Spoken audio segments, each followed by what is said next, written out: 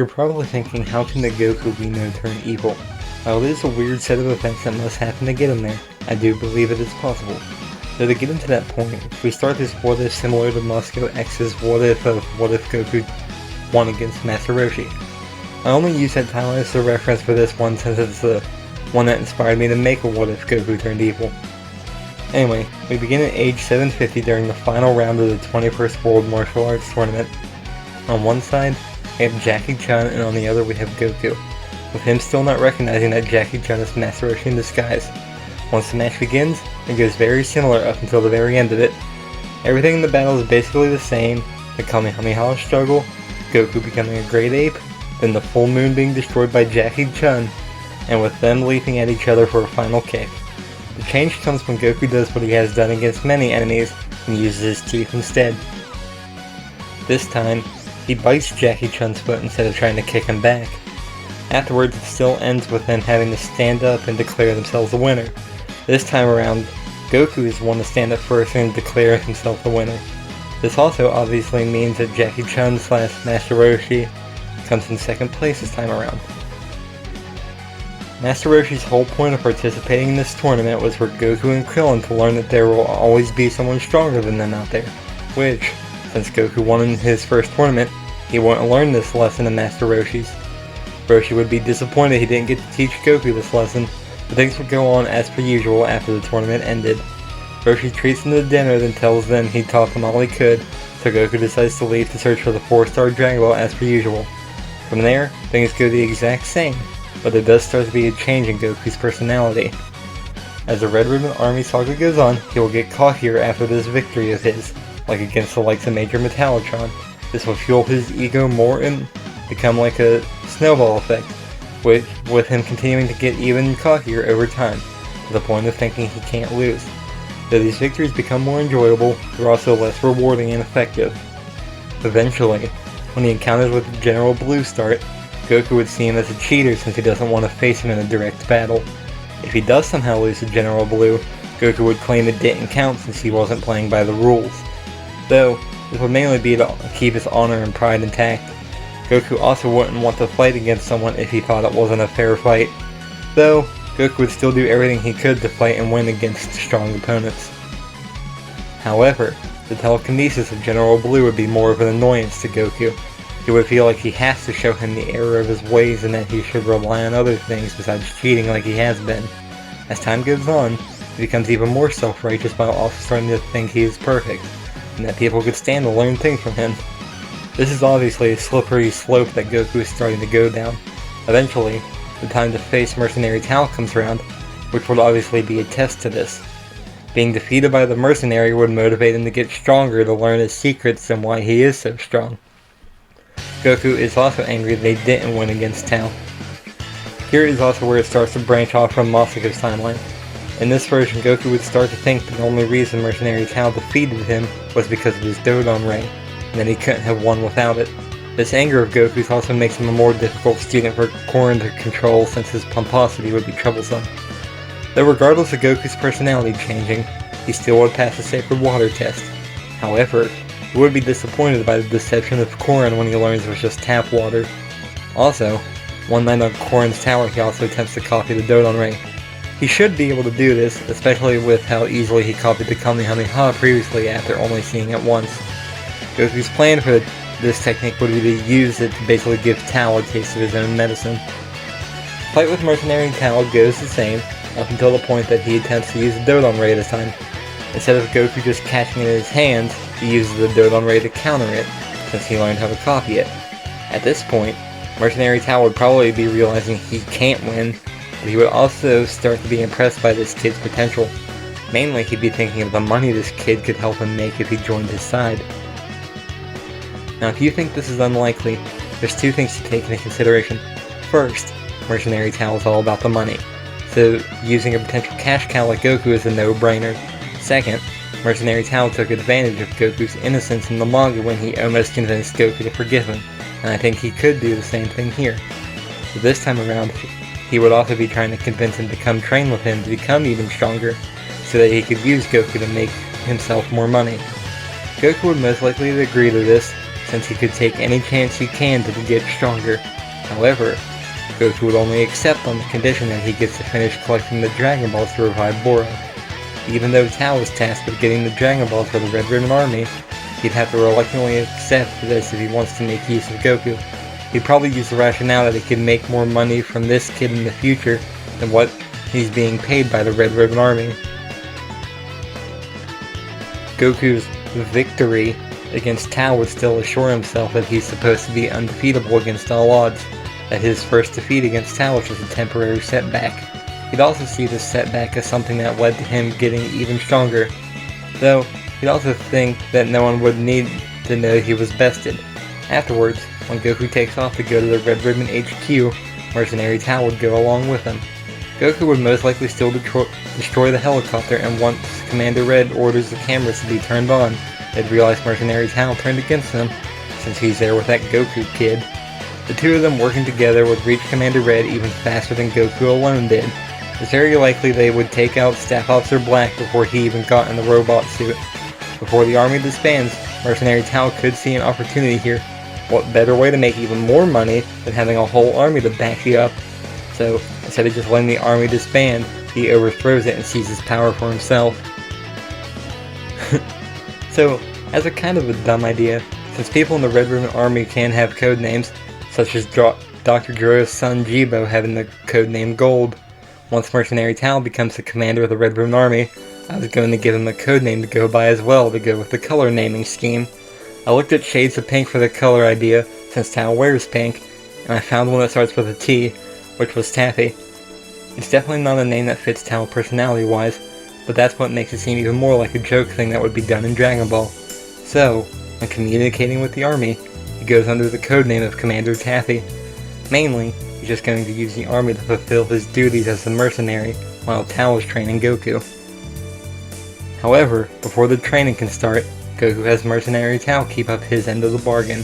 When Goku goes to meet Bulma about the radar, everyone would most likely be suspicious about Mercenary Tao's motives, especially Master Roshi, since he would most likely know Mercenary Tao is the brother of Master Shen. Goku would convince him that it's fine, that he believes Tao is starting to turn over a new leaf, since he begged for forgiveness. He doesn't know Tao faked this begging for forgiveness as a way to get Goku on his side. Goku still is an innocent and impressionable kid, regardless of him becoming more self-righteous and egotistical in this timeline. Though, Goku's personality here would reach the point where he starts boasting about winning against the Red Ribbon Army. He'd be boasting to the point past the level of being arrogant and into the level of self-importance. Afterwards, when they go to meet with fortune teller Baba, Mercenary Tao would be one of the 5 fighters. Since Upa and Puar are so small, Baba/her fighters agreed on it being fine for the two of them to count as one fighter so they can fight together. Mercenary Tao would be next in line to fight after Yamcha, so the fights would go the same up until Yamcha loses to Bandages the Mummy. Tao's power at this point is enough to win against Bandages the Mummy and Spike the Devil Man. Because of the Devil Might being able to literally kill the person it's used against, though, Tao should be able to avoid this since he usually doesn't toy around in fights like Goku does. He's more of a person to finish a fight quickly and would knock Spike the Devil Man out instead of letting him use the Devil Might Beam against him. When Baba's last fighter comes out, the Masked Man, Mercenary Tao's power was weaker than his, so Tao will lose in this fight. So, we obviously still get Goku going up against the Masked Man, which, as per usual, turns out to be Grandpa Gohan. Their fight will go basically the same, with Grandpa Gohan still exploiting the weakness that is his tail. Once Goku learns that his tail is holding him back and that without it he can become even stronger, he realizes that losing it wasn't a bad thing. Since he lost his tail, he goes on to start thinking that without the limitation, anything is possible, and it is now less likely for him to lose. Grandpa Gohan would see that Goku is focused on winning instead of bettering himself. He'd also be a little worried about Goku working with the likes of Mercenary Tao, and ask Roshi to snap him out of this sense of righteousness before it becomes too late. He also asked Roshi to try and get him away from the likes of Mercenary Tao, because he would most likely be a bad influence on him. After the fight ends, Goku goes to get the last Dragon Ball, and summons Shenron and revives Bora. Afterwards, he heads off with Mercenary Tao to go and start his training under him. The mercenary would most likely take him to where Master Shen has his crane school, Before they leave, Master Roshi would still suggest Goku meeting with him in 3 years at the 22nd World Martial Arts Tournament. Tao would have his brother help in the training of Goku, but Tao would still be his master during this time. Basically, it would go similar to how Tien was trained when he was younger. Tien was trained with the Crane School while also being taught by Mercenary Tao. However, this would worry Tien that his training would be horned in on by Goku. Tien during this time would probably grow to resent Goku since he feels like Goku is horning in on his training. Master Shen would teach Goku in the Crane School way. Mercenary Tao, on the other hand, would teach Goku his assassination techniques. Tien would still be stronger than Goku at this point, so when the two spar against each other, Tien would be repeatedly beating Goku down. This would lead to Shen teaching him that the only way to surpass Tien is to use more brutal and underhanded techniques, and that might lead to him being able to defeat Tien. This is 3 years earlier than this 22nd World Martial Arts Tournament, where Tien had a power level of 180, so let's say his power is about 135, which would put him above Goku's power level of 126. Eventually, Mercenary Tao would get to the point of having Goku help him with carrying out his assassination contracts. Now, you're most likely thinking Goku wouldn't do this, but his personality would have been affected from both Tao's and Shen's training. If he was reluctant, Tao would most likely lie to deceive Goku, as he has done before. Tao might tell him things like the people they're contracted to defeat are bad people. He also might play off of Goku's desire to fight really strong people, and tell him that this is how he can further prove he is the strongest. Goku does have morality, but the longer time goes on, the more his morals are corrupted from Mercenary Tao and Master Shen. In this training, especially with the being beaten by Tien repeatedly and the resulting power boost since he's a Saiyan, he would most likely surpass Tien. Goku's power originally went from 126 to 180, but with Mercenary Tao's and Master Shen's training, his power would go from 126 to 195. Mercenary Tao and Master Shen might both pass on lessons about people not being worth anything unless they have something to gain from them, which in their case is money, but in Goku's case is him getting stronger. So, Goku's personality would become one of him being even more ruthless and arrogant. Also, with him surpassing Tien and basically becoming the top Crane School student, it would make Goku think that he was right about that he was meant to be the strongest out there. With Goku being Master Shen's top student instead of Tien, he might teach the Tri-Beam to Goku as well, since Tien probably already was taught it by this point. When Tien is surpassed by Goku, his resentment for the young boy grows even more, where it'll all come to a head at the 22nd World Martial Arts Tournament. Shotsu would most likely also resent Goku. The reason for that being since Shotsu usually did whatever Tien did, so if Tien didn't like someone, he most likely wouldn't like them either. When everyone arrives and Master Shen approaches Master Roshi, the Turtle Hermit would be shocked to say the least when he sees Goku with them. Anyway, the two hermits still had a little rivalry argument before they head inside, but Goku stays behind to talk with Master Roshi and his friends. By the time this tournament starts, Goku's personality would have changed even more in the past 3 years. His confidence would continue to grow, even more so after he surpassed Tien as the top student in the Crane School. He would have become more ruthless and unforgiving because of the teachings of Master Shen and Mercenary Tao. Even before seeing how Goku fights now, Master Roshi would see he's starting to go down a dark path, just as Grandpa Gohan feared he would. He wants to keep his promise to Gohan to try and pull Goku off of this path, so he starts to devise a plan on how to do so. This plan would be similar to what he did with Tien in the actual show to try and get him to move away from the influence of the Crane Hermit. So, this time around he'll try to sway both Tien and Goku back to going down the right path, instead of them following the path they're going down now. Though, not only would Roshi be worrying about Goku, Krillin, Yamcha, and Bulma would probably all notice that Goku is acting strange as well. Master Roshi would most likely inform them of his plan after Goku goes inside to catch up with the Crane School, since they would also want to see the Goku they used to know come back. Obviously, Krillin, Yamcha, and Bulma would agree to help in any way they can. This is where this part will end though, with the preliminaries for the 22nd World Martial Arts Tournament about to begin. We have Goku aiming to retake his spot as champion, and Tien's growing resentment of Goku with his goal being to surpass the boy and become the top Crane School student again. While we have Master Roshi worrying about how to get Goku off of this dangerous path he is following, since it can't end well for the young boy. Also, I figured I would add this part before I begin. In the actual show, the tournament starts with 8 finalists, but to potentially make a more interesting story, I set up the tournament to have 16 fighters, and the matches to be slightly different than what they were in the show. So, while the preliminary matches might not be against the exact same people, for example, Goku won't go against King Chappa in the preliminaries, the results of the preliminaries are almost the same. The 8 people that make it to the finals in the actual series: Tien Shinhan, Shatsu, Jackie Chun, Goku, Krillin, Yamcha, Manwolf, and Pomput. As for the other 8, I looked at the list of people in the preliminaries, and only 3 of those fighters were given names: King Chappa, Nam, and Antoine the Great. For the other 4 that would go to the finalists, I just chose the monsters that Toriyama designed for Dragon Quest, which were actually in the preliminaries in the manga. Anyway, those 4 are the Saber Tiger, the Shaman, the Cyclops, and the Archdemon. Lastly, for the 5th finalist, it's one I forgot to mention in the script of the last part, so I mentioned her in a little text note on screen. At the time Goku joined the Crane School, Yurine would still have been part of it. So, when Goku joined, with Tien resenting him, and by proxy Shatsu resenting him as well, she was the only other member of the Crane School he could interact with. When he wasn't training with Mercenary Tower Master Shen, he would have been training with her.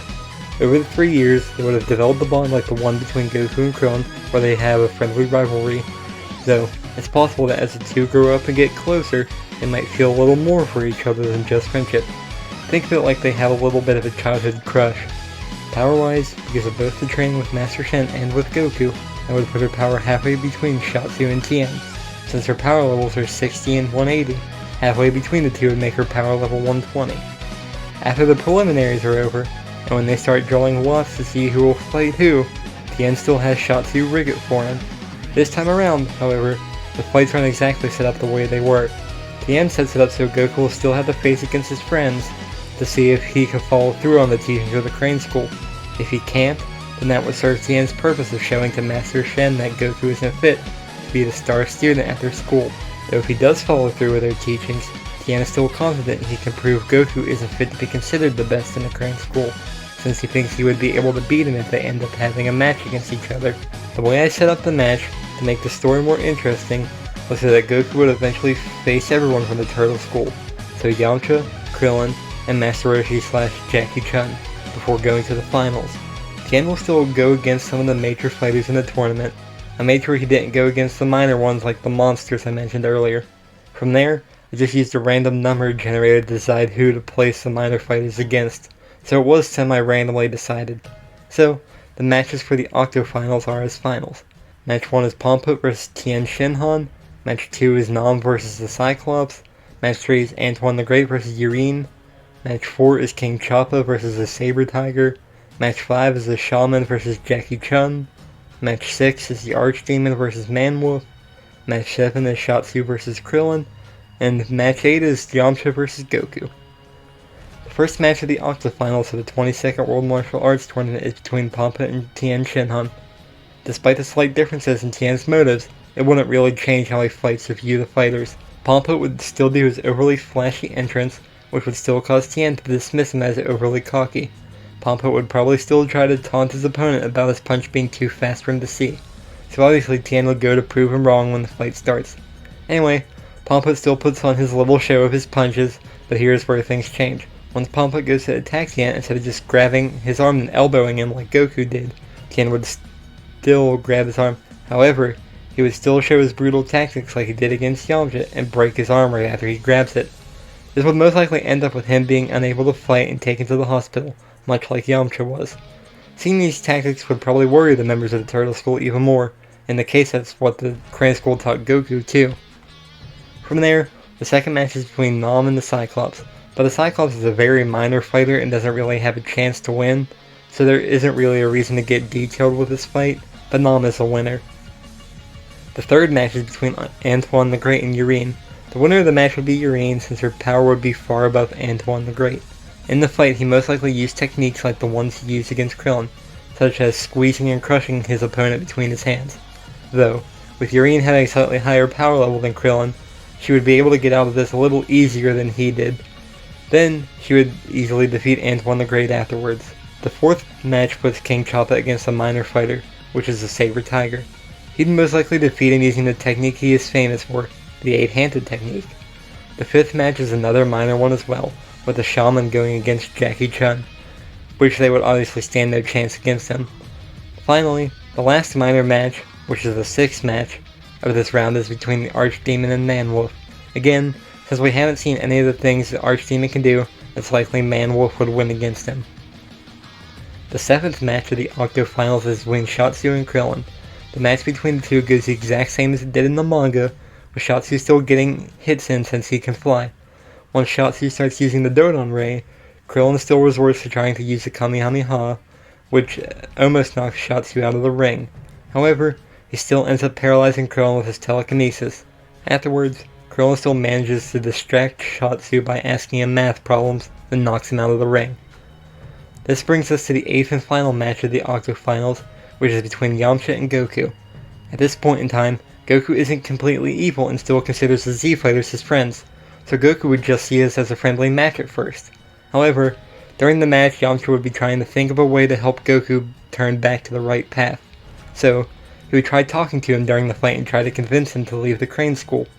With Goku being as self-righteous as he is at this point, and with him thinking he's always right, Yamcha trying to get him to change would most likely anger the arrogant boy. Him starting to get angry would most likely lead to him starting to use the brutal tactics he was taught. During the fight, Yamcha would most likely try and use the Wolf Fang Fist, then when that doesn't work, he'd still attempt the Kamehameha as a last resort, but Goku would just counter it with his own. This is where Goku would start beating Yamcha with the techniques he was taught. He wouldn't injure him too bad, nothing like breaking Yamcha's leg like Tien did. He'd most likely hurt him like how Tien injured Nam in the anime, with him being knocked out from his injuries, potentially having to be seen by the paramedic / go to the hospital. He'd probably start to question himself about hurting his friends, but Mercenary Tao and Master Shen would tell him that his actions were justified. They'd probably try to play off of Goku thinking he is the best fighter by telling him that his friends just want Goku to change so they can take the title of being champion from him. After these matches, that brings us to the quarterfinals, where the matches of this round are as follows. Match 9 is between Tien Shinhan and Nam, Match 10 is between Yurien and King Chappa, Match 11 is between Jackie Chun and Man-Wolf, and Match 12 is between Krillin and Goku. The 9th match of the tournament is between Tien Shinhan and Nam, which, while this fight didn't happen in the manga, it did happen in the anime, though it was mostly shown off screen. The major difference this time would be, since Tien was implied to hold back a little on injuring Nam at the time just to show Goku and then his tactics, he probably wouldn't do that this time around. He already started injuring fighters like Pomput far worse than he injured Nam in the anime, so this time around he would injure Nam even more. Nam in this fight seemed to try to kick a lot, so he would most likely be the one to end up with a broken leg this time around. So, basically how Tien injured Yamcha in the actual timeline, he does that to Nam instead, which sends him to the hospital as well. Next for the 10th match, Yurien goes against King Chappa, but this fight could go on for a little while. There isn't a given power level for King Chappa, but most people I had seen online agreed it's around 100 at most, which would put him beneath Yurien. King Chappa would most likely use the 8-handed technique again, though Yurien would most likely see through this like Goku did when he went against him in the manga. She would knock him out of the ring, thus winning a spot in the semifinals. So, when we get to the 11th match, which is between Jackie Chun and Man-Wolf, this fight happened in the series, so it would probably happen essentially the same as it actually did. The match starts with Man-Wolf being angry and talking to Jackie Chun about his grudge with him since he destroyed the moon, causing him to be stuck as a wolf. Of course, once the fight begins, Jackie Chun does the same thing of easily dodging his punches, while pointing out / talking about random girls in the audience. Eventually, after getting kicked into the wall, Man-Wolf comes back with a knife and is disqualified as per usual. The rest of the fight goes the same, with Jackie Chun taking the knife and eventually treating Man-Wolf like a dog and throwing a bone out of the ring, tricking him to go chase it, so he loses by a ring out. Afterwards, he still paralyzes Man-Wolf and uses Krillin's head in place of a full moon to hypnotize the wolf to become a human again. Now we're at the 12th and final match for the quarterfinals, which is between Krillin and Goku. Much like with the fight against Yamcha, even though Goku is still a little angry from that fight, he would see it as a friendly match at first, since he still sees Krillin as one of his best friends. However, this time around before the match, instead of talking to Goku about going all out, he talks about what he did to Yamcha. Krillin would probably express his disappointment with Goku for what he did to one of his friends, then go on to tell him he isn't going to hold back in this match. Of course, this would start to anger Goku even more, First one of his friends wanted to change, now one of his best friends? His anger would most likely start to blind the young boy to reason, and he wouldn't be as questioning about his thoughts of using vicious tactics against Krillin like he was against Yamcha. The fight starts off like how it did in the manga, but throughout it Krillin would be trying to reason with Goku about how being part of the Crane School is affecting him and that he should believe them. Of course, as I mentioned earlier, Goku is starting to be blinded by his anger, so this just goes to further make him mad. Anyway, the fight starts the same with them just blocking and dodging each other's attacks while conversing, though as time goes on and Goku gets angrier, he starts to try and hit harder / uses brutal methods. Krillin eventually still uses his head and the reflection off of it to momentarily blind Goku before slamming him into the ground. However, the fight really starts to change after Goku uses the Kamehameha to propel himself towards Krillin. This time he doesn't hold back as much, leaving Krillin stunned for slightly longer. As Goku's blinding anger is still building, he doesn't just let Krillin lie there, he starts wailing on him like how Tien was on Yamcha in the manga when he was lying on the ground. But Krillin would most likely eventually find an opening to get up and be left with using the Kamehameha against Goku as his last resort. But Goku most likely wouldn't warn Krillin not to this time, and probably wouldn't just stop it with his hand. Instead, he'd go all out and use his own Kamehameha to counter it. Krillin's power level at this time was 113, and with Goku's being 195 in this timeline, he easily wins this beam struggle. This sends Krillin flying out into one of the walls outside the ring, injuring him even more and ending the fight with a ring out. Krillin would most likely need to be tended to by the paramedics as well after this fight. After these matches, that brings us to the semifinals, where the matches of this round are as follows. Match 13 is between Tien Shinhan and Yurine, and match 14 is between Jackie Chun and Goku. The 13th match between Tien and Yurine would be different than the other fights we have seen Tien in, but besides Goku, Tien seems to have a friendly relationship with the other members of the Crane School, so this would be a friendly match. What this means is that Tien wouldn't resort to his brutal tactics of breaking a bone of hers or something like that. However, there's a big gap between their power, so Yurine doesn't last long against him, and is eventually knocked out of the ring. Thus Tien gains a spot in the finals after a series of easy matches for him. As for the 14th match, which is also the final match of the semifinals, it would probably go like how the fight between Jackie Chun and Tien did in the manga. Goku going into this fight would be confident that he could win easily, as he beat him once before in the last tournament. So, it would come as a surprise to the young boy once the old man starts going blow for blow with him. When Jackie Chun starts to ask why he hangs out around with the likes of Mercenary Tao and the Crane Hermit, he'd most likely answer honestly that it was to get stronger, though, once Jackie Chun starts talking about Master Shen not being a good person to follow, Goku would most likely get angry about him bad-talking his master, so just building upon his anger from the previous matches. From there, Goku would start fighting seriously. Once Jackie Chun is eventually knocked down but gets back up before the countdown finishes, he'd try again to tell Goku to cut ties with Master Shen. He'd say to come back to the just path, that things can be more fun and rewarding when you laugh and take things easy. Or would he rather live like Master Shen by being despised by others? Around this time, Master Shen would realize who Jackie Chun is and shout out to Goku about Jackie Chun being Master Roshi. Instead of denying it, Roshi would see this as his only possibility to get through to Goku.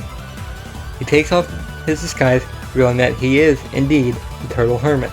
This all started going wrong when Goku won the last tournament and got the idea that it isn't fine to lose sometimes. So, Roshi's idea is to purposely lose to try and show him that it is fine to lose sometimes. Then, Roshi walks over to the edge of the ring and looks back at his previous disciple and says, "I hope you can come back to walk the path of light and become truly great. The path you're going down now will lead to a disappointing life for you. I'm ashamed of you, but not just me. Your grandfather, Gohan, will also be ashamed of you." And he just hops off the ring and walks off, leaving Goku with those words to think about. With Goku being the winner and getting a spot against Tien in the finals, before the 15th and final match of the 22nd World Martial Arts Tournament begins, Tien goes and sees Master Roshi. He asks why Roshi disguised himself to enter the tournament, and he'd explain to him it was so people wouldn't think they were the strongest in the world, like Goku believes he is. But things went wrong when Goku won the last tournament. Roshi would also say he revealed himself before giving up because it was his best bet to get Goku to turn back towards a just path. He'd also point out Tien must not be purely evil, or he wouldn't have come to talk to Roshi about this, but then goes on to wish him luck in the finals and heads back towards the audience. As for Goku at this point, much like Tien, he probably would have realized that Master Roshi was holding back, so he would be fuming. Not only did his previous master give up in a fight, but he would also think Roshi didn't think it was worth using his full power. He'd also probably be thinking about the comment that Master Roshi made about Grandpa Gohan, and justified to himself by saying Roshi wouldn't know how his grandfather would feel about this. So, instead of it having Roshi's desired effect, it basically made the boy angrier and further cemented him from going back towards a just path. Anyway, the final match between Tien and Goku starts basically the same, with them trading blows, though Goku would be using his brutal tactics the same way that Tien is. Though with Goku being a little stronger in this timeline, he would be holding out against Tien's attacks a little better, while also injuring Tien a little more. Then when Goku charges Kamehameha just to stop from firing it, he doesn't stop this time and uses it to hit Tien, thus injuring him even more. Even though we didn't see Tien use the solar flare in the tournament yet, he most likely seen it during training, so he takes Master Shen's sunglasses this time around to shield his eyes. One major difference in this fight is that Shen wouldn't have Shiatsu interfere, since they're both students at the Crane School. The rest of the fight basically goes the same, with Tien eventually using the Tri-Beam to destroy the arena, though Tien's trump card of being able to float doesn't help, since Goku would have learned that as well. But Goku would most likely still use Kamehameha to headbutt himself into Tien, since if they just float there no one would win. Since Goku has slightly more energy left this time around, when he sees her falling towards the car, he pushes Tien into the way of it, causing Tien to hit the ground first, which gives Goku the win. After the tournament, Tien and Shiatsu would go off with the Turtle School instead of going with Shen and Tao. Yamcha, Krillin, or Roshi probably won't even talk with Goku, so when Goku realizes he forgot the power pole in his Dragon Ball, he goes back to get it himself. Yurine probably could have gone and got it for him, but I think Goku would do it himself this timeline, so she would stay waiting for him with Master Shen and Mercenary Tao. Since the Turtle School wasn't waiting for Goku, Roshi, Krillin, Tien, and Shiatsu would leave to go get dinner as they planned. So, once Tambourine arrives, he easily takes out Goku then steals the Dragon Ball on the list of previous tournament finalists. Even though Goku is stronger compared to Tambourine, Goku's power is 195 and Tambourine's is 160. He catches the boy off guard and seemingly kills him. Also, Goku is still injured from the final match with Tien as well, so that also works in Tambourine's advantage. When Shen, Tao, and Yurine find Goku killed, his two masters wouldn't be too upset, as they got the money from Goku's winnings. However, Master Shen would recognize the demon insignia left behind, and would flee knowing they don't stand a chance against King Piccolo. Yurine, on the other hand, would be worried about Goku after seeing Master Shen and Mercenary Tao flee. She checked to see if he was dead or not, and once finding out that he still has a pulse, all she could do was wait for him to wake up, since she wouldn't have a way to heal him, as at this point she doesn't know her witchcraft. Even if she did, it's unknown if she knew how to heal people. As for the Turtle School, on with Tien and Shiatsu, after they finish their dinner, they'd be unaware of the attack that has been happening and would head back to Kami House. Meanwhile, Tambourine would return to King Piccolo with the Dragon Ball and list of fighters. After reporting Goku is dead, King Piccolo gives him the mission to kill a martial artist that competed in the tournament. He then spits out the egg containing symbol and sends him out to retrieve the Dragon Balls. Tambourine goes and kills Nam, and this is when Master Roshi and everyone would find out about King Piccolo after seeing the demon symbol on the news. They make the same plan they do as usual, however, since Goku didn't take the Dragon Ball radar, they can start the search for them as soon as they get ready. Symbol still lands near Yajirobe first to retrieve his Dragon Ball, but is still killed and eaten by him. When King Piccolo finds out, he contacts Tambourine, who just killed Girin, and sends him to go take the person that killed Symbol. Regardless, Yajirobe's power puts him above Tambourine, so he would still win the fight and kill Tambourine, which King Piccolo would know right away again. By this point, Goku would have woken up, and the Zenkai boost Goku gets from being nearly killed by Tambourine boosts his power to 206. Once Roshi and everyone start searching for the Dragon Balls, they collect 4 quickly as per usual. King Piccolo decided to let them gather the Dragon Balls for him, when instead go to where Tambourine was killed, where he would still find Yajirobe. With Goku being awake now, Yurine would explain to him what happened with Master Shen and Mercenary Tao finding him dead, then taking his money from winning the tournament. After they took this money, they probably left afterwards, but she chose to stay behind. This would be the least of Goku's worries right now, as he's focused on getting back at Tambourine, but it would still anger him. So, Goku and Yurine would set out to search for the one who attacked him, which might take a while since he can't sense Ki yet. Back to Yajirobe and King Piccolo. Even while old, his power level is at a level of 210, so he would be able to kill Yajirobe and get the revenge he planned. Roshi, once seeing that the two of the Dragon Balls are together besides their 5, would start to head towards King Piccolo but still eventually land and hide the Dragon Balls. When King Piccolo arrives and swallows the Dragon Balls, Roshi still sprays Tien with the stuff that temporarily paralyzes him. At the time, Krillin is still alive and with them, so he temporarily paralyzes him as well, until Shatsu, the plan is cancelled and not to reveal himself no matter what. Roshi still calls out to King Piccolo to face him, and once he starts talking about Master Mutaito and throws the jar out of a capsule, King Piccolo still gets terrified and tries to flee from him. However, once he uses the Mafuba, he still fails in trapping King Piccolo and dies shortly after.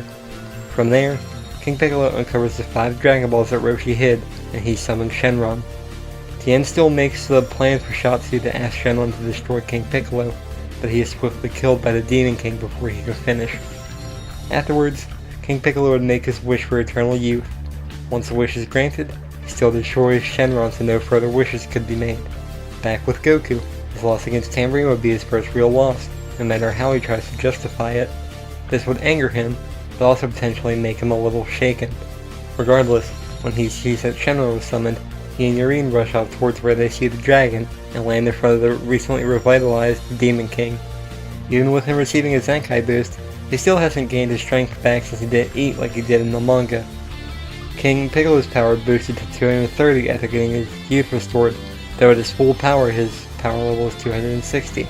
Goku would fight against King Piccolo, but he can't win this fight, no matter what underhanded tactics he possibly tries to use. Even with Yurine's help in facing off against King Piccolo, it's likely they wouldn't win. Here, Yurine would suggest to Goku that since they can't beat the Demon King, maybe they should try to join him, as it would be a means to enact his revenge against the Crane School. Seeing no other choice, Goku and Yurine would resort to trying to side with King Piccolo, since he would do anything he can to get stronger. A group as strong as King Piccolo and his children would be his best bet, since he won't go back to the Turtle School and the Crane School betrayed him. When Goku tries to convince the Demon King, normally King Piccolo would reject something like this unless it would be helpful in his goal. King Piccolo doesn't do anything unless it has a use to him, such as working with Emperor Pilaf and his gang since they released him and helped him find the Dragon Balls.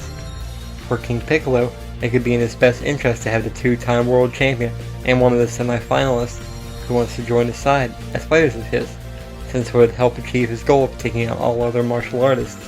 So, all 3 of them would want this to further their own interest. Goku and Yurine want to get stronger / want their revenge, and King Piccolo wants to take out all martial artists, which these children should be able to help with. For the time being, King Piccolo would allow this and let them join his side. From there, when they go to the ship, the Demon King still throws Emperor Pilaf, Mai, and Shu out of it since they are no longer of any use to him. King Piccolo, along with the help of Goku and Yurine, goes to King Castle and overthrows King Furry. Though, King Furry still refuses at first until King Piccolo destroys half of the city. In the meantime, Krillin and Tien get back up and go off the train to try and defeat the Demon King, though Tien would be the only one trying to learn the Mafuba, as he would be the most likely of the 2 to be able to resist the strain of it. Tien's power wouldn't really increase since he's just practicing the Mafuba, but Krillin's power would go up slightly from 113 to about 120. Once they eventually finish their training, they'll start heading towards where King Piccolo is. They would still call Yamcha and the others on their radio to inform them about what happened with Master Roshi and Shatsu. He also still tells them the coordinates of their bodies in order to go and get them.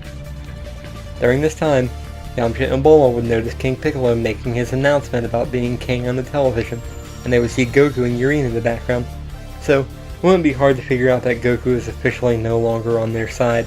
So, Tien heads there while the Demon King announces that there are no more laws, police, and that the people should commit evil. He then goes on to announce that he will destroy one area of the world every year from then on.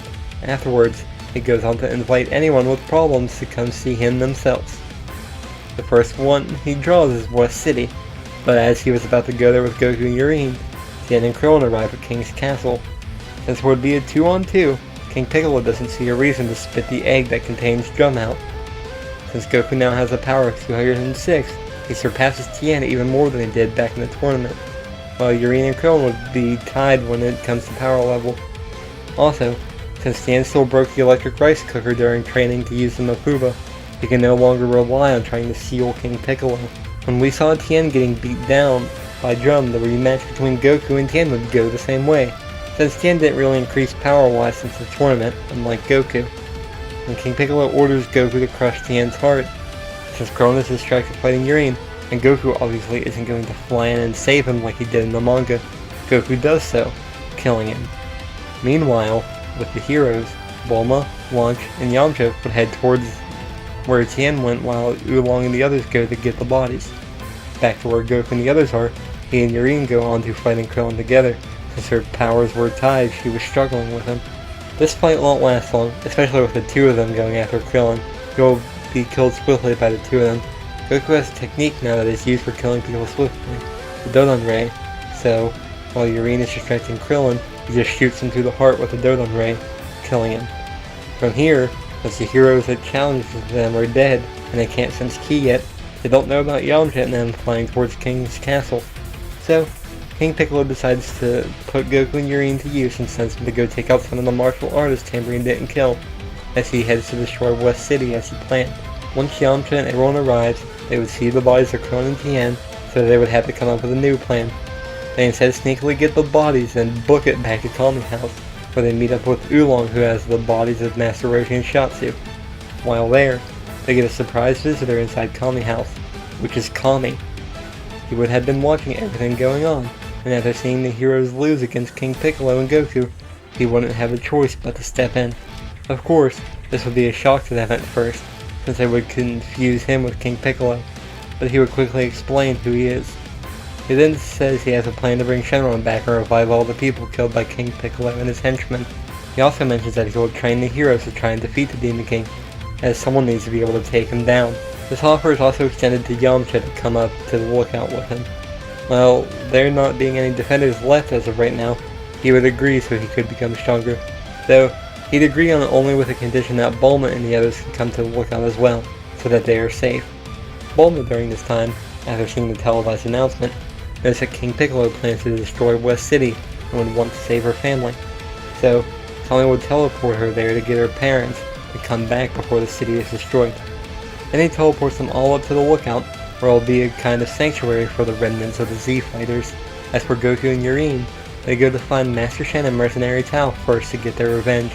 Their two previous mentors won't be a match for them, and would be swiftly killed by the young fighters. From there they just go down the list given to them by King Piccolo, so they'd hit a snag when they see Yamcha's name on there. They wouldn't be able to find him, so instead of risking being killed when they get back, they'd have to lie about killing Yamcha. Once they return, and King Piccolo returns from destroying West City, it's time for their training to begin. Not only will Goku and Urien train with King Piccolo, but they will also train with each other in the free time. King Piccolo will teach them techniques like the Mako-Sen and the explosive demon wave. Meanwhile with Kami, he restores Shenron as soon as possible, then resurrects the heroes as soon as he can. Once they are resurrected, he starts to train them the way he trained Goku, though I believe he would also start to consider making one of them the next Guardian of Earth, just in case. As for who he selects, he has the 5 choices: Krillin, Yamcha, Master Roshi, Tien, or Shatsu. Shatsu's out of the running from the start. Regardless of the evil that's still in his heart, he's the weakest of the 5, so he won't be a good match for Goku and King Piccolo.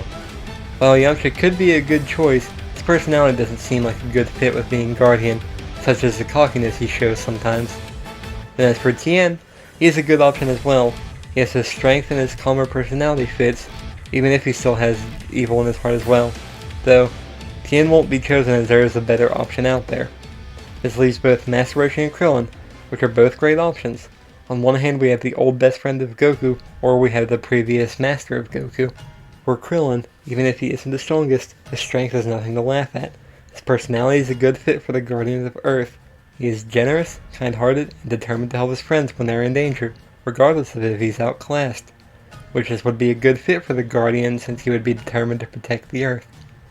Then for Master Roshi, he is a compassionate, wise, and intelligent old man who, despite being perverted, openly enjoys life and the simple pleasures that come along with it. He is also willing to die for an honorable cause if it is necessary, which would be a good thing for the Guardian of Earth. He also has the strength to back it up, since at his full power his power level is 180, just like Tien's. Also, another plus for him is that he already went through Korin's training. Anyway, Me and the friend that usually proofreads my scripts were stuck on who to choose. They were biased towards Krillin, and I was biased towards Master Roshi, so I had another friend of mine that wasn't biased to break the tie, which he chose Master Roshi because he's older and has more experience with serious matters than the others do, regardless of him being perverted. So, Kami chooses to train Master Roshi to become the next Guardian of Earth, while the others are just trained regularly. Also, since Roshi is selected to be the next Guardian, Kami also works on helping him get over his pervertedness, since the Guardian needs to be pure of heart, which, in the next 3 years of training, he should be able to get the Turtle Hermit to that point. Back to Goku and Yurine, they will both get far stronger from the training with King Piccolo and his Demon Clan, especially Goku with the power boost he receives from being beaten to near death. Goku's personality will also start to turn towards more to one like the Demon King's, one of being cold, sadistic, and even more merciless than he already is, though he still will do whatever it would take to get stronger. Much like the heroes learning the story about Kami and King Piccolo, Goku and Yurine would learn about Kami too. Though, something to mention is that before Kami would start training Krillin, Yamcha, Tien, and Shatsu, he would have them train with Korin. In the manga, after Tien trained with Korin, his power went from 180 to 230, so, assuming everyone got a similar power boost, Krillin's power level would be 153, Yamcha's would be 152, and Shatsu's would be 77. Master Roshi wouldn't need to train with Korin since he already has, so he starts his training with Kami instead. After the 3-year time skip of training with Kami or King Piccolo, depending on what side we're talking about, everyone's power would have gone up by a large amount.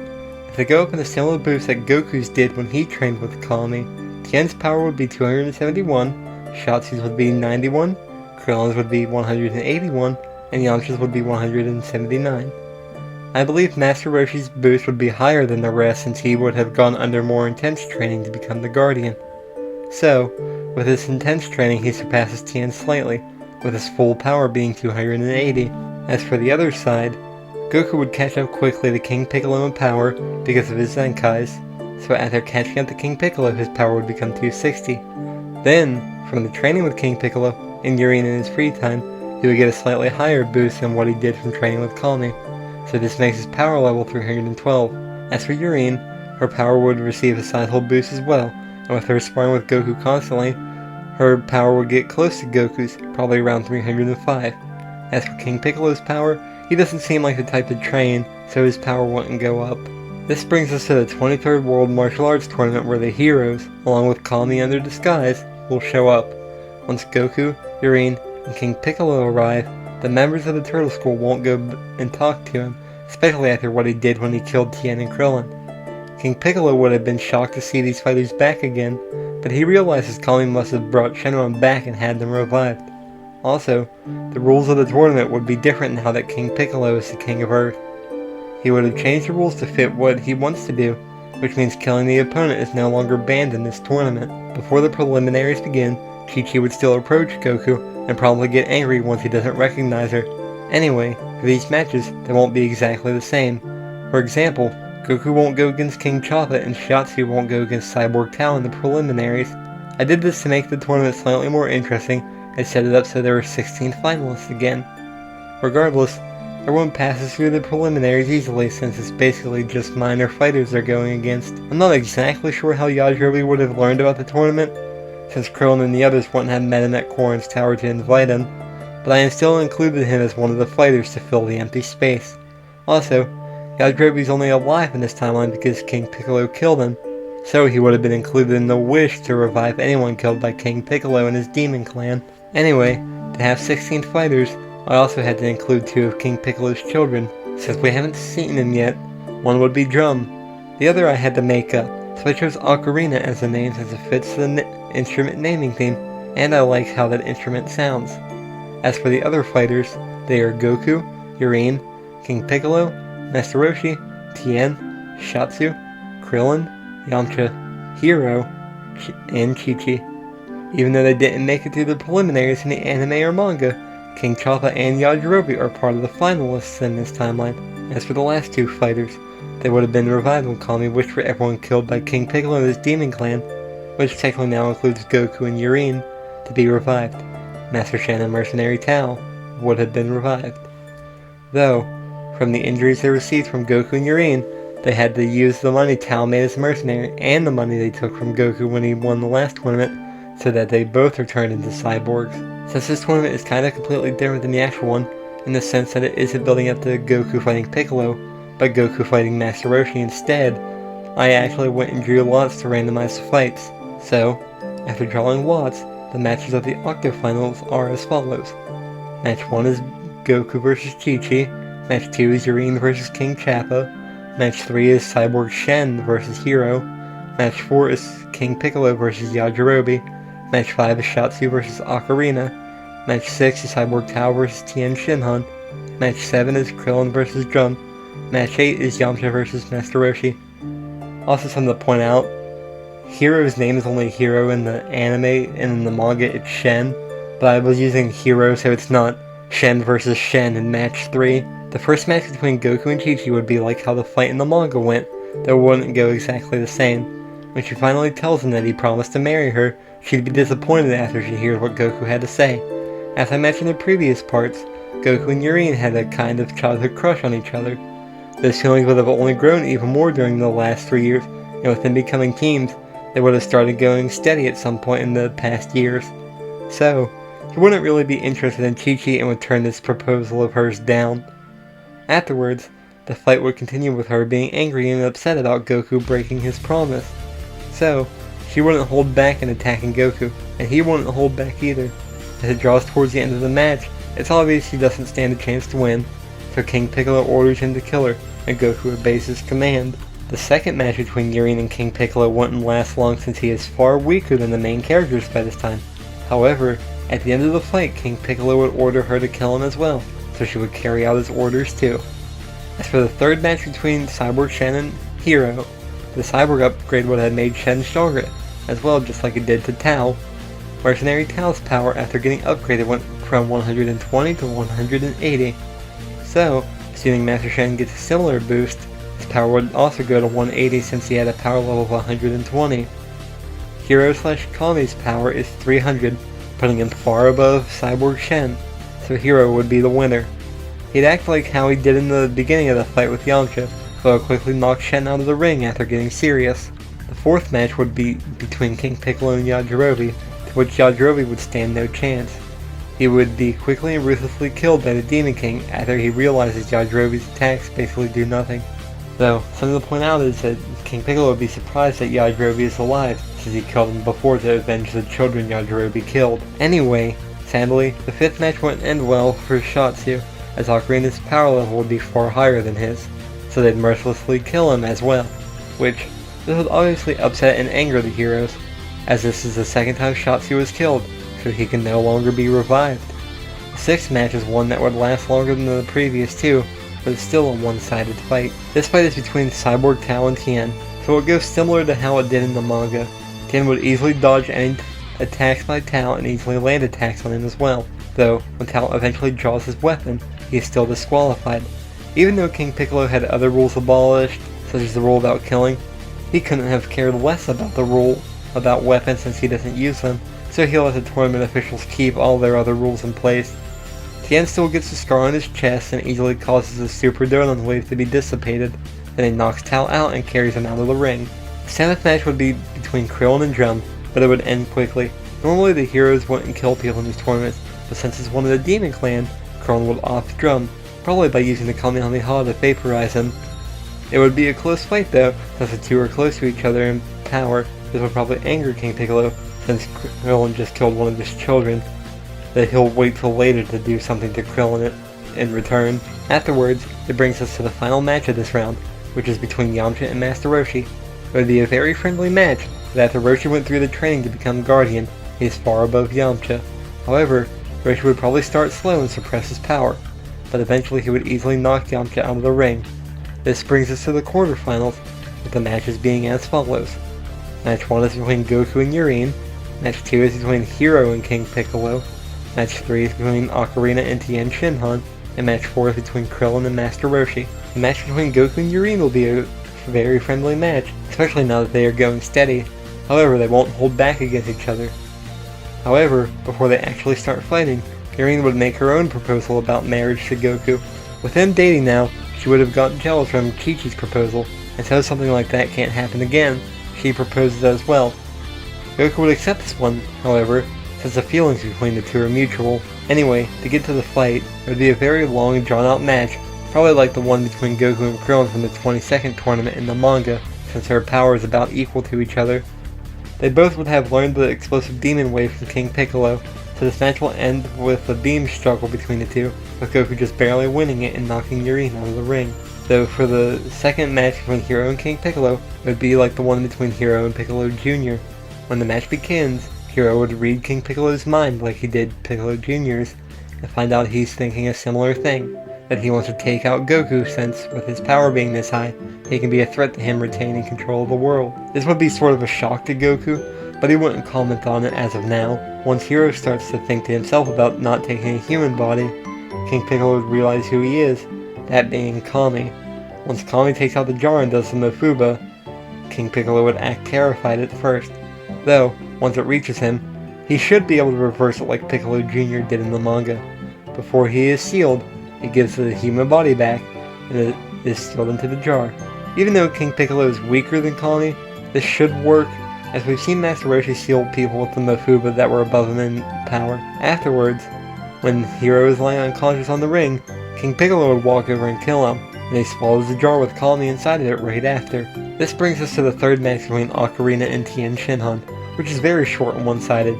Tien would be much stronger than this child of the Demon King, and much like Krillin, he would off Ocarina since her goal is to get rid of the Demon Clan. As for the fourth match between Krillin and Master Roshi, it would be another friendly match that will last slightly longer than the fight between Yamcha and Master Roshi, since he's slightly stronger than Yamcha. Though, Krillin still doesn't stand a chance, since Roshi is far above him. However, Roshi would still suppress himself to test out how his previous student is coming along. Krillin would understand Roshi has to win anyway, since he is the one with the best chance of taking down Goku and King Piccolo. So, after Master Roshi knocks Krillin out of the ring, this brings us to the semi-finals, with the matches being as follows.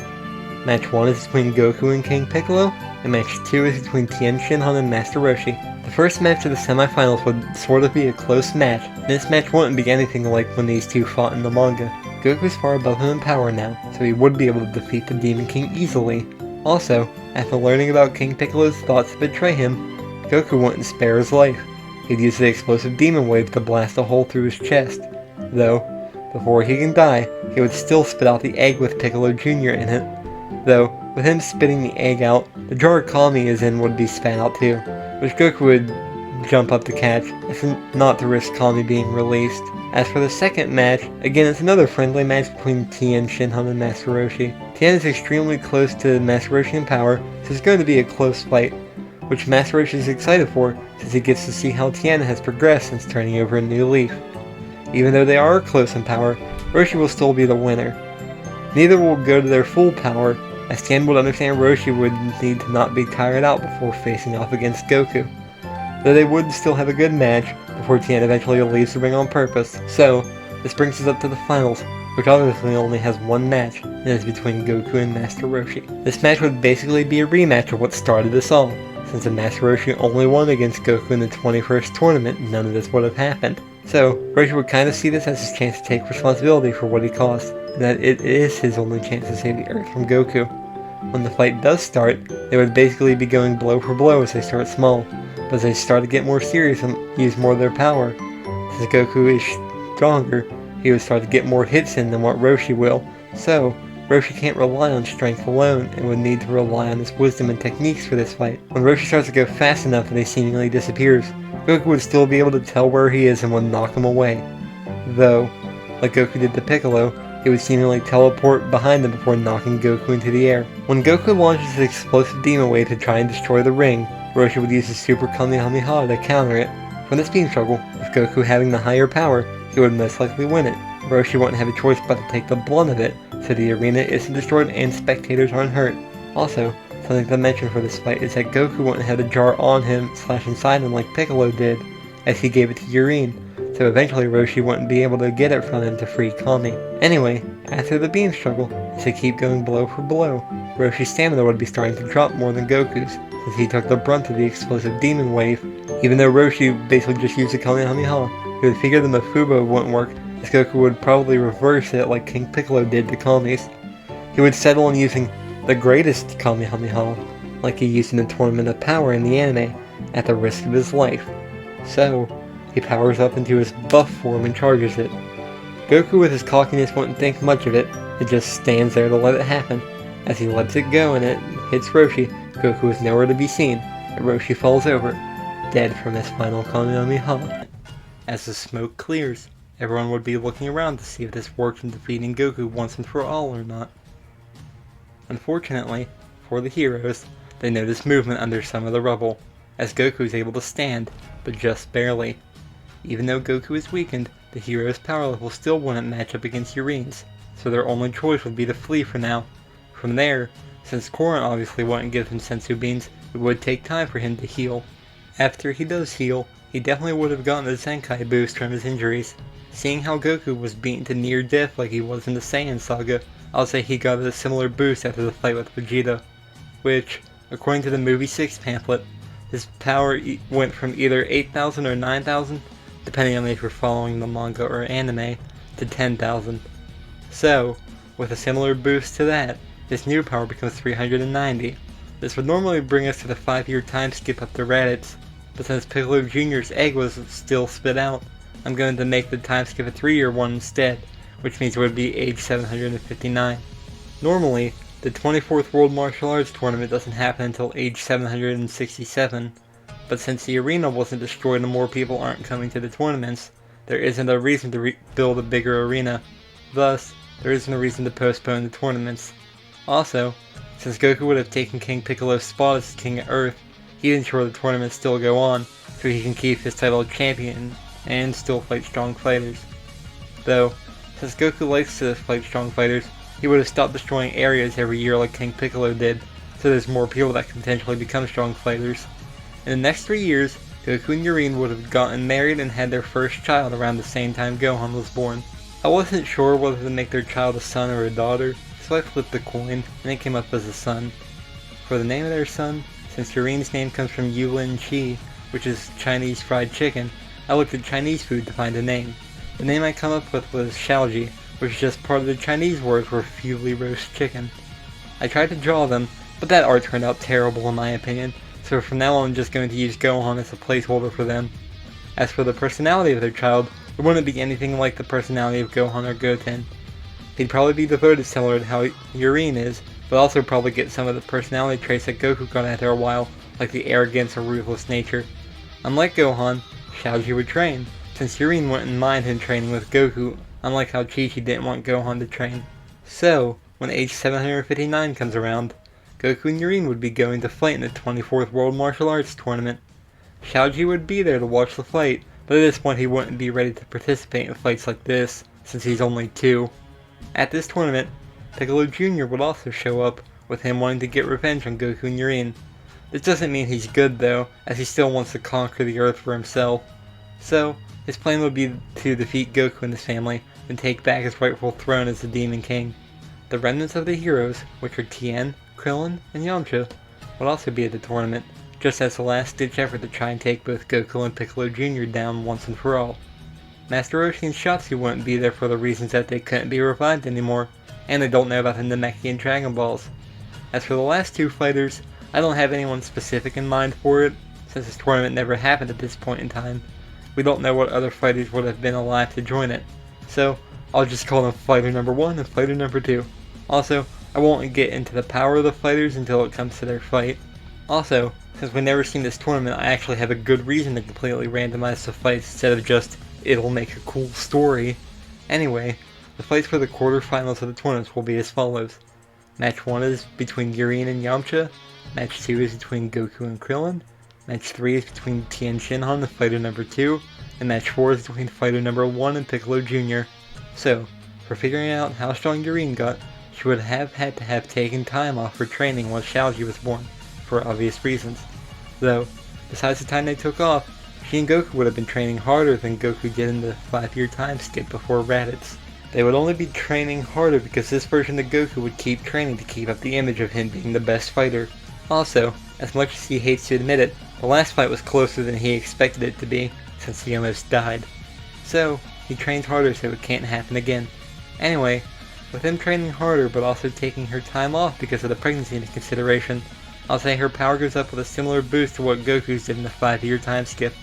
So basically, they got stronger faster because of the more intense training, which would bring her power up to 415. As for Yamcha and the heroes, they also would have been training intensely to try and take down Goku and Urien, though, since we wouldn't have had to take time off from training like Urien did, I'll make his boost slightly higher, so his power would have gone up from 179 to 250. I'll also say the other heroes' power at this point. Krillin's would have gone from 181 to 253, and Tien's would have gone from 271 to 379. Anyway, on to the fight. When Yamcha goes against Urien, he would be far outclassed here power-wise. In this fight, no matter what technique he tries to use, whether it be the Wolf Fang Fist or the Kamehameha, it wouldn't work against Urien since he is outclassed. Since both she and Goku were taught to be more brutal from King Piccolo, and since the rule King Piccolo stated about killing being allowed is still in place, she would be brutal in her method for taking out Yamcha. I'll say it's like when Android 20 punched a hole in his chest, but this time no one can interfere in the fight to save him like they did in that saga. So, unfortunately for the heroes, they're already down another fight or one match into this tournament. Obviously this is going to anger the heroes and upset Bulma since she and Yamcha are still together at this time, so all they can hope for is to win in the end so they can revive him.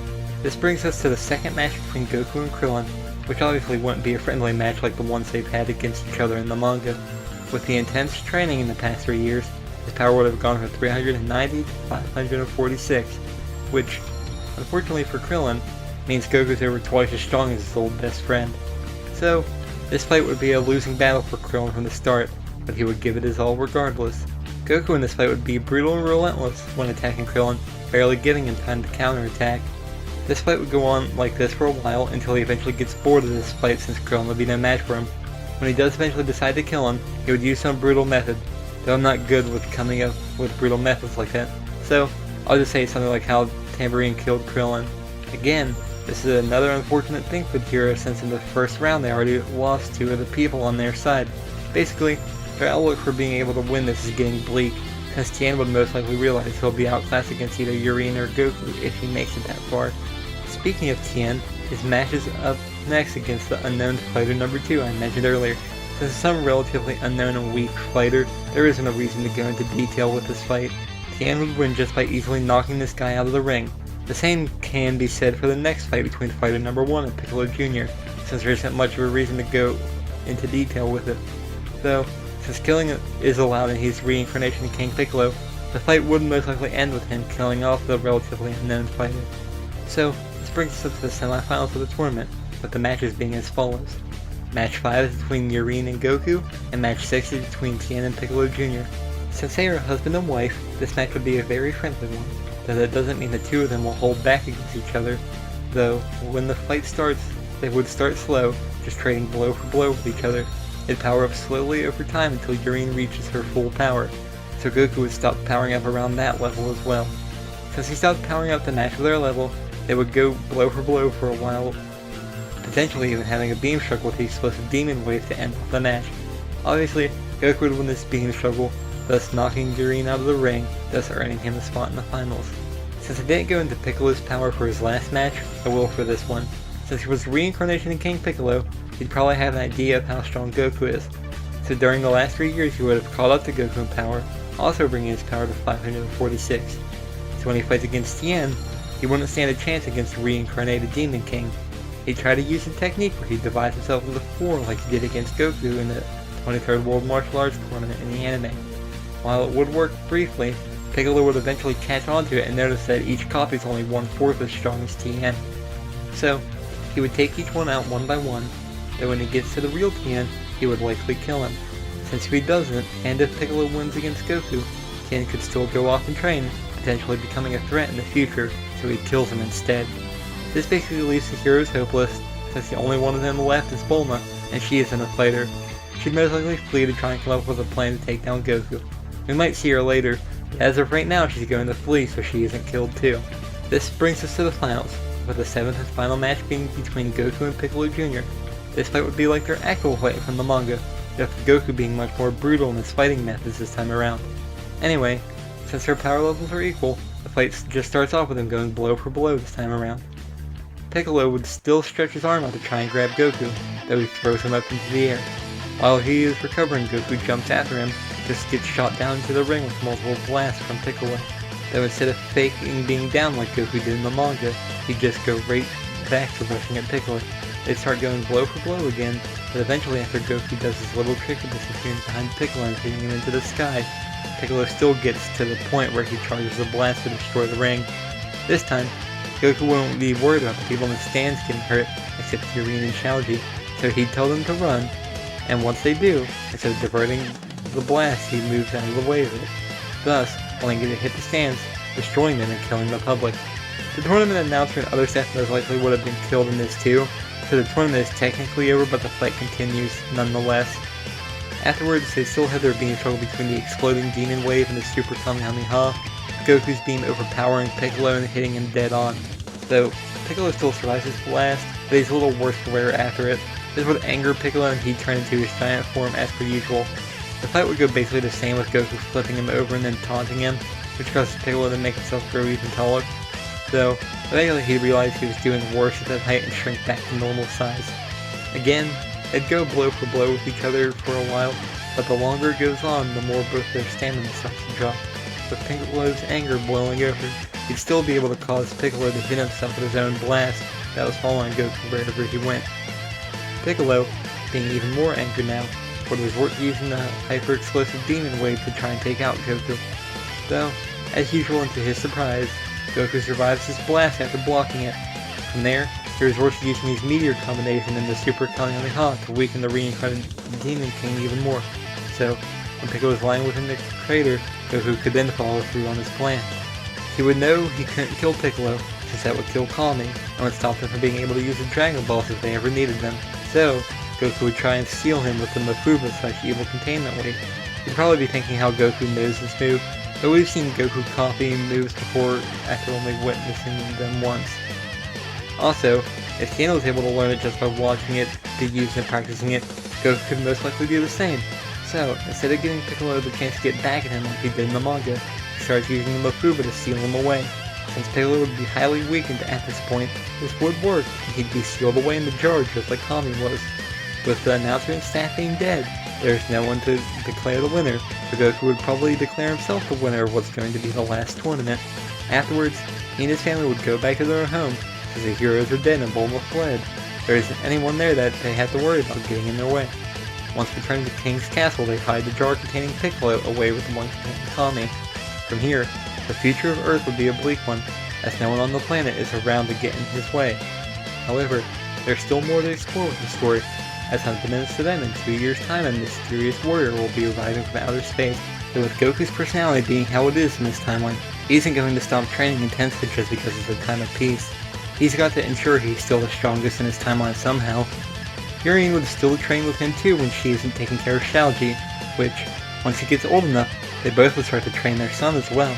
At the end of the 2-year time skip, Goku's power would have risen to about 742, assuming he gets a similar boost to what he did in the anime during his time skip. As for Yurien, she would train harder to catch up with Goku, since she was behind from the time she was pregnant, which, from this intense training and trying to catch up, it would bring her power to about 728. As for their son Shaoji, let's put his power at about 73. There isn't much to base his power on, as Gohan, when not enraged, had a power of 1 at this time, but he was also never trained. Since he's only 4 years old, I made him around 1/10 as strong as his parents. That's just my best guess on coming up with a power level. Thankfully, after the Frieza saga in the future, I'll be done with giving power levels. Anyway, one day as they're all taking a break from training together, a mysterious warrior arrives on Earth. When Raditz lands, he still curses his brother Kakarot for the inhabitants of this planet still being alive. Regardless, the first person he sees is the farmer, which is quickly killed by Raditz. Afterwards, once he starts to scan for power levels with his scouter, he would only find 2 high power levels, since all the heroes are dead at this point in time. So, he flies towards where he got the reading, which since Goku and his family are distracted, they wouldn't sense the energy coming towards them. When he lands and starts talking about someone called Kakarot, they wouldn't have any idea what he's talking about. However, they wouldn't be as surprised about someone having a tail, as Goku and Shaoji would both have one at this point, though they would be confused why the stranger has a tail as well. Anyway, once he asks who Raditz is, he still asked if he ever hit his head, and Goku would confirm he does have a scar on his head, but he doesn't remember what happened to cause him to get it. From there, Raditz would tell him that he isn't an Earthling, he is part of the Saiyan race, and that he is his brother, Raditz. He then explained that he was sent there to exterminate the people of Earth, which, at least somewhat to Raditz's approval, he would be proud that his brother took over the planet and became the ruler of it. Also, Raditz's revelation about the moon wouldn't be too surprising, since Goku and Xiaoji had their tails and would have been told by Yurine what happens to them. So, they would have just stopped looking at the full moon, like Grandpa Gohan told Goku not to all those years ago. When he does start describing fighting strong aliens together, this would appeal to this version of Goku's Saiyan side, as he'd basically do anything for a good fight in this timeline. So, when he puts forward the offer for Goku to join him, he would actually be considering it this time around, though his only condition for joining with Raditz is that his family gets to go too, as he isn't leaving them behind, which Raditz would probably agree, as having more strong fighters could help. Also, he'd be curious about Xiaoji, since he'd never seen a half-breed Saiyan before, though before they can go take down the planet together that they have in mind, he'd have to start training Goku in the Saiyan way. Vegeta and Nappa would have heard all of this as well, so their interest would probably be piqued when hearing about Goku joining up with Raditz, especially when hearing about the half-breed Saiyan. So, Vegeta would contact him that they'd be on their way to Earth to see how strong Kakarot and Xiaoji are for themselves. So, it's basically like a time limit for how long he's given to train them before Vegeta and Nappa arrives, which is 1 year. From there, the communication ends as the two Saiyans prepare to depart for Earth. As they get ready for training, Raditz would have Goku explain everything he has been doing since he came to this planet, which, when Goku starts to explain his past, Raditz would be disgusted at first with the kind things Goku did, like taking down the Red Ribbon Army. However, once Goku gets to the later stories, mainly the ones after joining King Piccolo, he would be prouder of his brother than he was initially. Raditz would then explain what he and the other Saiyans had been doing since their planet was destroyed by a meteor, and also explain that they're serving someone called Frieza, and what they do for him. Raditz's training would be very harsh, and at first he would rely on beating Goku to a pulp basically until he receives enough Zenkai boost to catch up to Raditz, which Raditz's power is 1500. Assuming he got a similar boost from this as he did after the fight with Vegeta in the anime, the first boost he receives brings his power up to 928, the second would then bring his power up to 1160, and the third brings it up to 1450, which, after the third boost, the fourth time he's beaten down like this would lead to the last boost he needs to catch up to Raditz. This fourth power boost he receives brings his power up to 1800. Raditz would have been training Xiaoji the same way, so assuming that he also received 4 power boosts like this, the first would bring him up to 97, and the second brings him up to 129, the third brings him to 172, and finally the fourth brings his power up to 230. As for Yurine, since she doesn't get these boosts, she would have just been sparring with Raditz in the time it takes for them to get beat down like this and heal. So, after the time it takes for them to get these 4 boosts, her power went up to about 970. So, now that Goku's caught up to Raditz in power, their training would move on to sparring together over the next year until Vegeta and Nappa arrive. Yurine and Xiaoji would also spar with them, but when Goku and Raditz spar together they basically fight against each other until they can't anymore. So, after finishing fighting they would have to rest for a while. Though they would be bonding during this time to keep fighting each other. So, the longer time goes on, the more the two brothers get closer to each other. Eventually, Raditz would suggest Goku start going by the name Kakarot, since he isn't an Earthling and shouldn't use his Earth name anymore. I think Goku would eventually agree to this, as he would start considering himself a Saiyan. From here on I'm going to refer to Goku as Kakarot. As for Xiaoji, there's times Raditz would train with him since he was curious to see the potential of a half-breed Saiyan. So, from this training he would also start to bond with his nephew as well over the next year. By the time Vegeta and Nappa arrived, everyone would have gotten exponentially stronger. I'm going to give them a boost like what Goku got from training with King Kai. Even though they aren't training with him, there being multiple fighters training together and training intensely, it would add up to a similar power boost. Which in the anime, Goku went from a power of 416 to over 9,000 to about a 22 times boost in his power. So, from this training, Kakarot's power would go up to above Vegeta's, since 1,800 times 22 is 39,600. Raditz's would become 33,000 and Xiaoji's would become 5,100. As for Yurine, even though she's inhuman, assuming she gets the same power boost, the power would go up to 21,400, which these numbers might sound outlandish, but we had to take into consideration that Kakarot, Raditz, and Chiaotzu would be getting Zenkai boosts throughout this training, since they would still be fighting until they can't anymore after rest. To justify Yurine getting the same boost in power, I'll say she kept training intensely while the others had to recover so that she wouldn't fall behind. Over this time, both Kakarot and Chiaotzu would have also started learning to act more Saiyan-like. This means they would have become more arrogant, brutal, and harsh. Though, in the anime, Yurine's personality included her being remorseful to some extent, so this personality trait carried down to Chiaotzu, and he can show some remorse for what he did, which, once Raditz finds out about this, he's going to start working on getting the boy to get over it, though by the time Nappa and Vegeta arrived, it wouldn't have been long enough for him to get over that personality trait. Yurine probably would have gotten over this personality trait long ago when she was training under King Piccolo. Though, Kakarot wouldn't be the only one learning things in his time skip. Kakarot would have also taught Raditz some of the things he learned, the main one being how to sense ki, so that he would no longer have to rely on using his scouter. However, even though he learns how to sense ki, he keeps his scouter on in case Vegeta or someone tries to contact them. Anyway, once Vegeta and Nappa land, Raditz, Kakarot, and his family were waiting for them. When they exit their pods, Kakarot and Chiaotzu are introduced to both Vegeta and Nappa. After talking with them for a minute, Vegeta would cut to the chase and check his scouter to see if Raditz's training worked, which, from what we've seen in the anime, scouters like Raditz's break when they start to reach a level 24,000. However, they would have suppressed their powers, so Raditz's would reach as 15,400, Kakarot's as 18,500, Chiaotzu's is 2,400, and Yurine's is 10,000, which, once reading Kakarot's power, Vegeta would doubt this counter read accurately, as there's no way this low-class Saiyan is stronger than he is. He would demand they spar, to which Kakarot and Raditz would agree.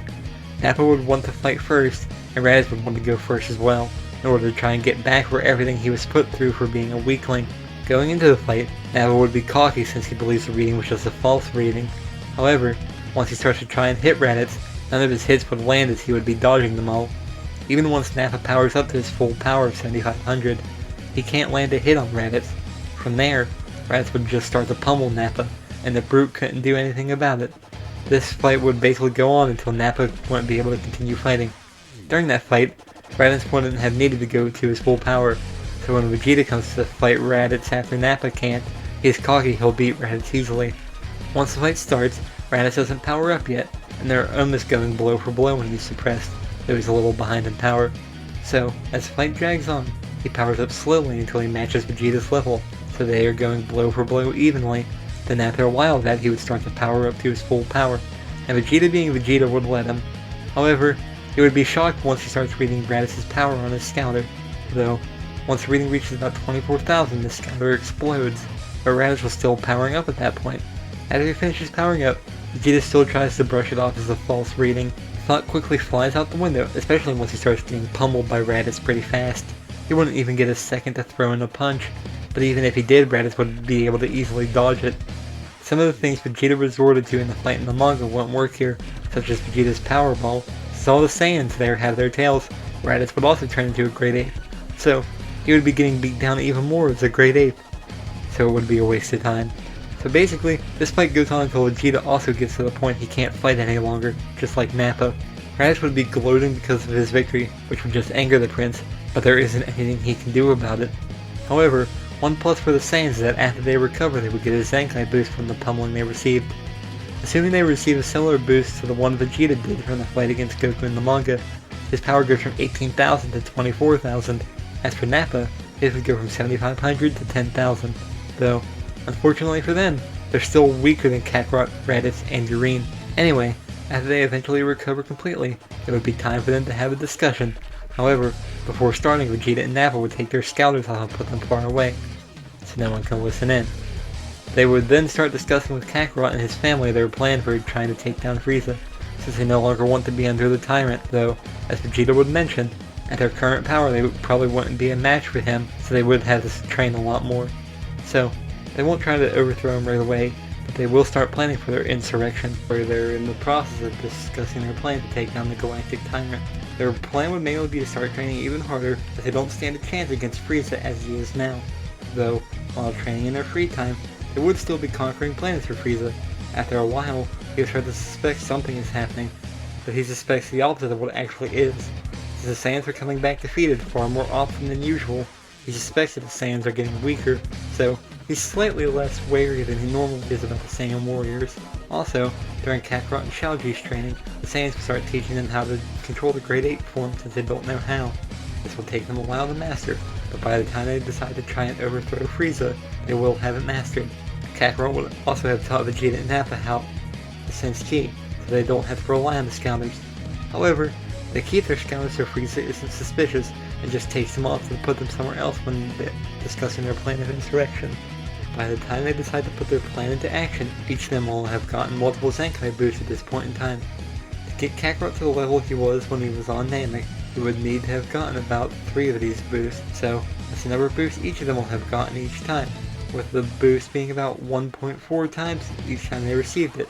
As for Yurine, she would have just kept up on her training during this time, so at the end of receiving these Zenkai boosts and their training, their powers would be as follows. Kakarot's is 109,000, Raditz' is 91,000, Vegeta's is 66,000, Yurine is 30,000, Nappa's is 28,000, and Xiaoji's is 14,000. At most, Vegeta would only know about Frieza's first form power, which is 530,000. So, they would stop around these power levels since when they transformed as a Grade 8, their powers would fall in the range of 140,000 for Xiaoji and 1,090,000 for Kakarot. For the sake of simplicity, when they were getting closer to deciding to try and overthrow Frieza, Kakarot would mention being able to revive them with the Dragon Balls if it came to it. So, this is when Frieza would get the idea to send his army to Namek to search for these Dragon Balls, which, while on Frieza Planet 79, they would have learned from Kui that Frieza was heading there.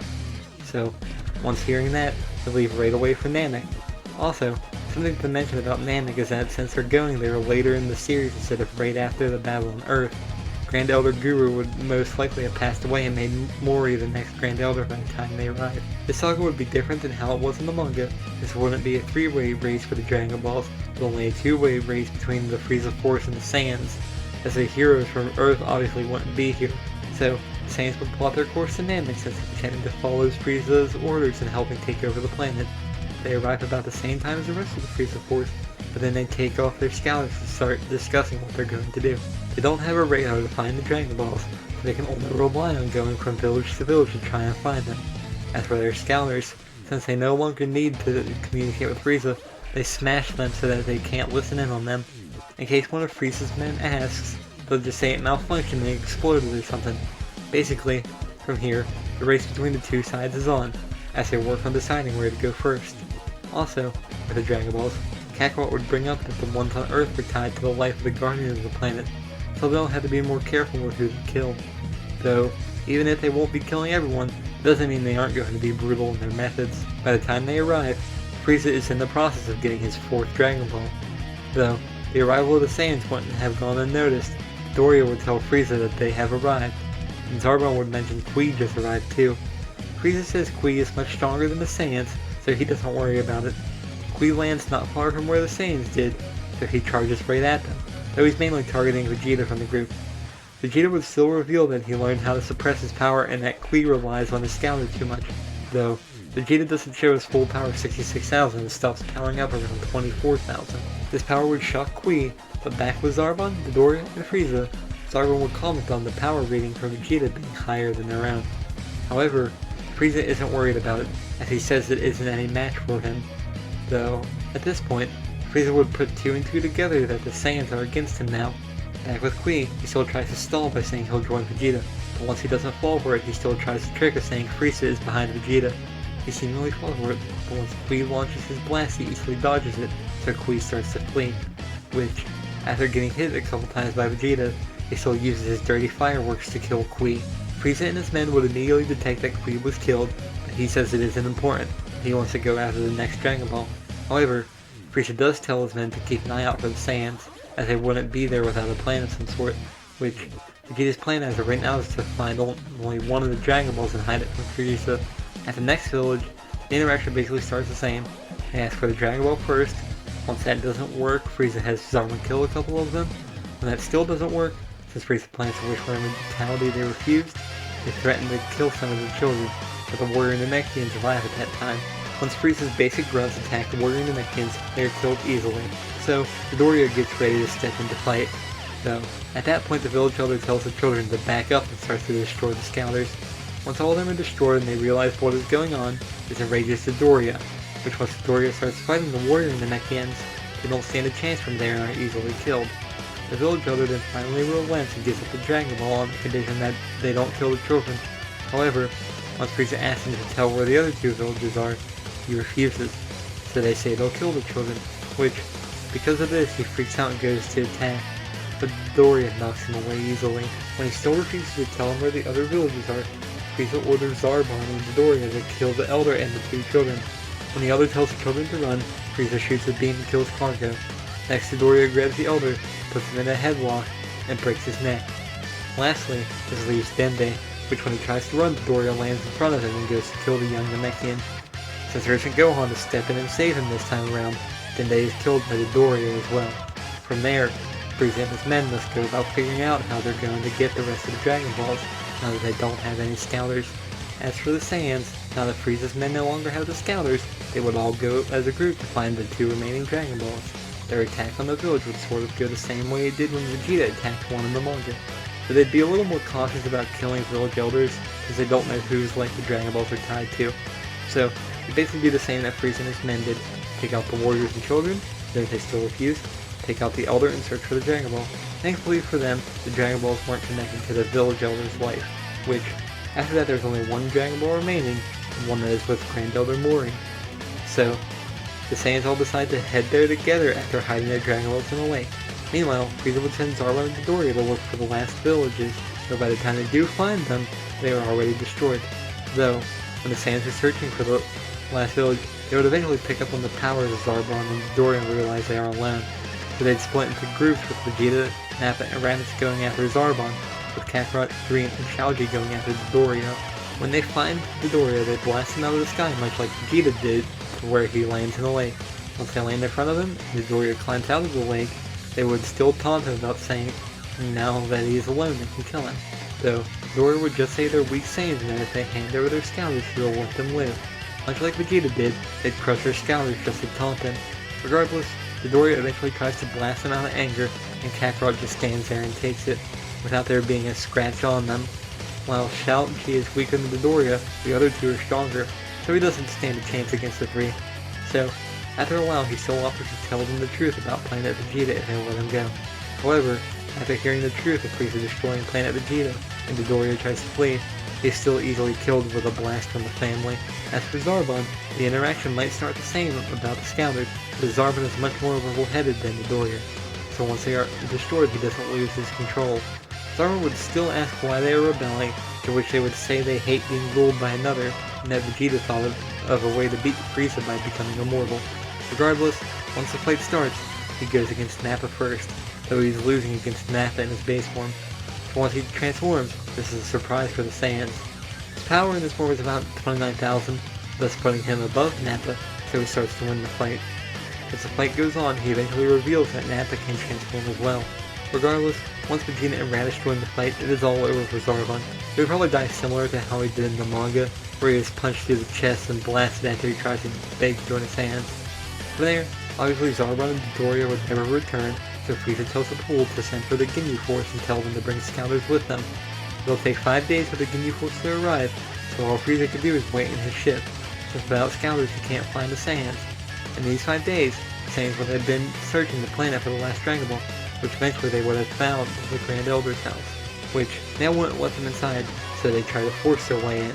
Power-wise, Nail is at a power of 42,000, so he is above everyone except Kakarot, Raditz, and Vegeta. So, unfortunately for the Namekians, Nail is easily killed here. Afterwards, they force their way in to see the Grand Elder and take the Dragon Ball from him.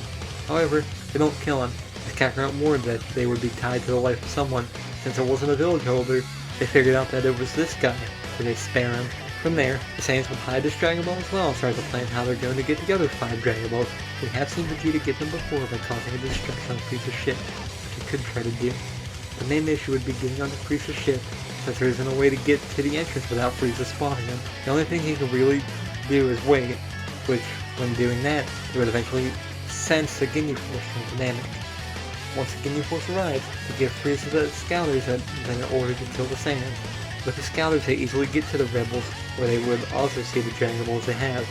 Vegeta would still try to resort to throwing the one, which Burter catches, and having the other destroyed, which when Golden takes it, it confirms rumors about him being able to stop time. Ginyu would eventually decide to fight them, but his squad would talk him into letting them play it. So he takes the Dragon Balls to Frieza while his squad plays rock, paper, scissors to decide who fights who. Recoome wins and gets to fight Vegeta. As for the others, Recoome will tell Golden to fight with Yurine, Shalji, and Nappa. The fight with Golden would go basically the same as his fight with Gohan and Krillin. Every time he freezes them in time, then he must unfreeze them when he runs out of breath. The mother and son duo are able to sense where he is. However, after a while of this, Nappa steps in to decapitates Golden much like Vegeta did in the manga, since Golden's power level was only 10,000. Afterwards, he still blasts Golden's head since they were still talking. Jace and Burter then play rock, paper, scissors between themselves to decide who will fight Raditz or Kakarot. It ends up with Jace fighting Kakarot and Raditz fighting Burter. This gives a chance for the other three to sit out during the fight with the three members of the Ginyu Force. Unlike the manga, however, these three far outmatch the remainders of the Ginyu Force, so in the fight with Recoome, after Vegeta rushes him with his punches and blasts him, it actually kills Recoome this time around, since he only had a power of 40,000. For Jace and Burter, their power levels are 42,500 each, so they wouldn't stand a chance against Kakarot and Raditz. While this fight is going on, Frieza realizes he doesn't know how to summon the dragon, so he finds Mori on the scouter and flies off towards him, leaving Captain Ginyu to guard the Dragon Balls. In the fight with Jace and Burter, they start to go blow for a bit, but eventually get tired of this, so they take them out in a similar way that Recoome did to Gohan and Krillin. Basically, many of Jace's bones are broke while Burter's spine is broken, and afterwards they finish the two off like Vegeta did to Burter by crushing their necks with their knee. Captain Ginyu had been tracking this fight with a scouter, so once he realizes all his men are dead, he would be shocked to say the least. He'd then hide the Dragon Balls and fly off to where Vegeta and the other rebels are, as Captain Ginyu lands in front of the rebel forces. Though, there is something I forgot to mention that would have happened between the defeat of the rest of the Ginyu Force and the arrival of Captain Ginyu. The Saiyans would have picked up on Frieza going towards Grand Elder Mori's, so they would realize that the Dragon Balls were left unguarded. So, they would split up, with Nappa, Yurine, and Shalji going after the Dragon Balls, while Kakarot, Raditz, and Vegeta stay behind to fight Captain Ginyu. Though, something they have to worry about is how they will get Frieza away from the Grand Elder, since if Frieza gets there, he'll likely kill him. Their current plan is just to cause a distraction that will lead Frieza away from there.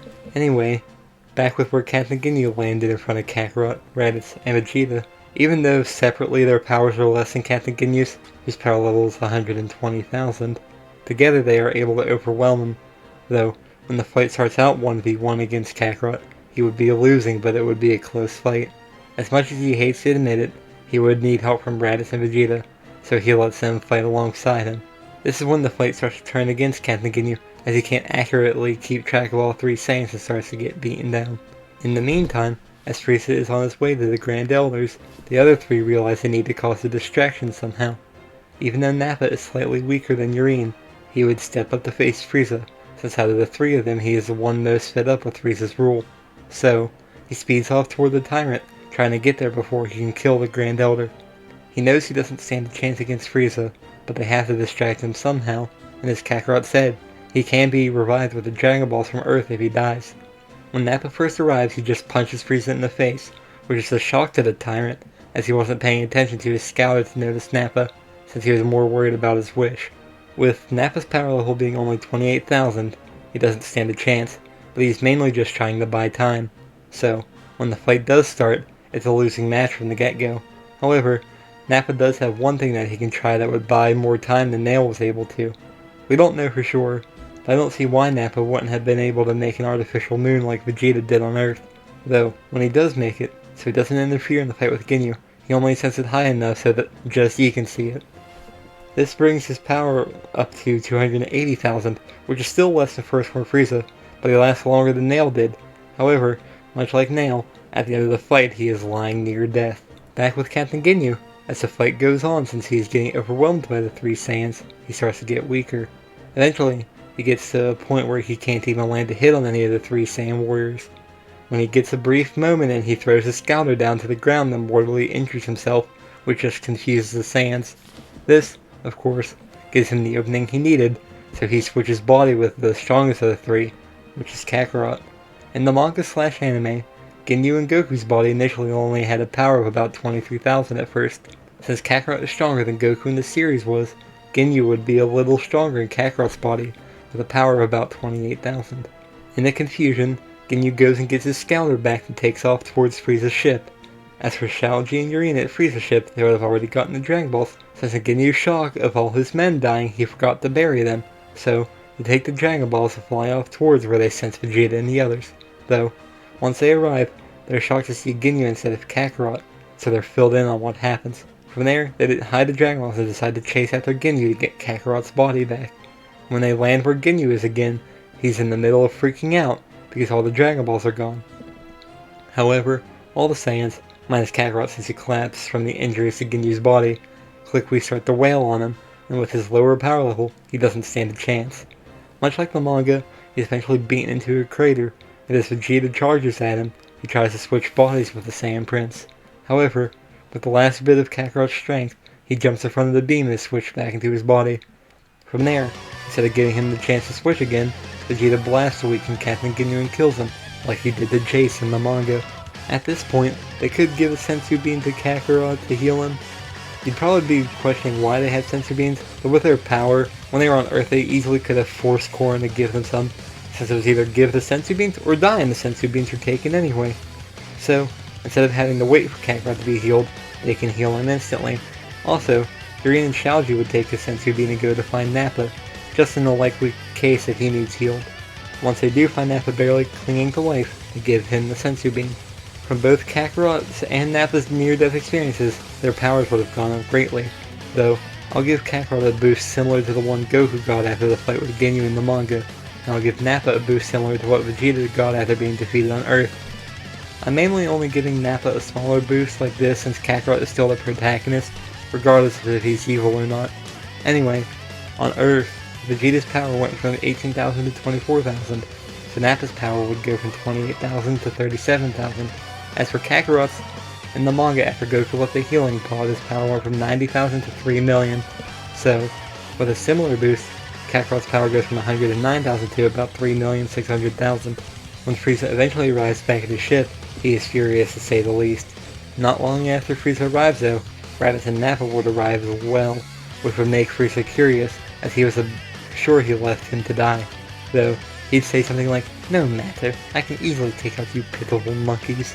Regardless, once the fight starts between all of them, Frieza in his first form is at a disadvantage.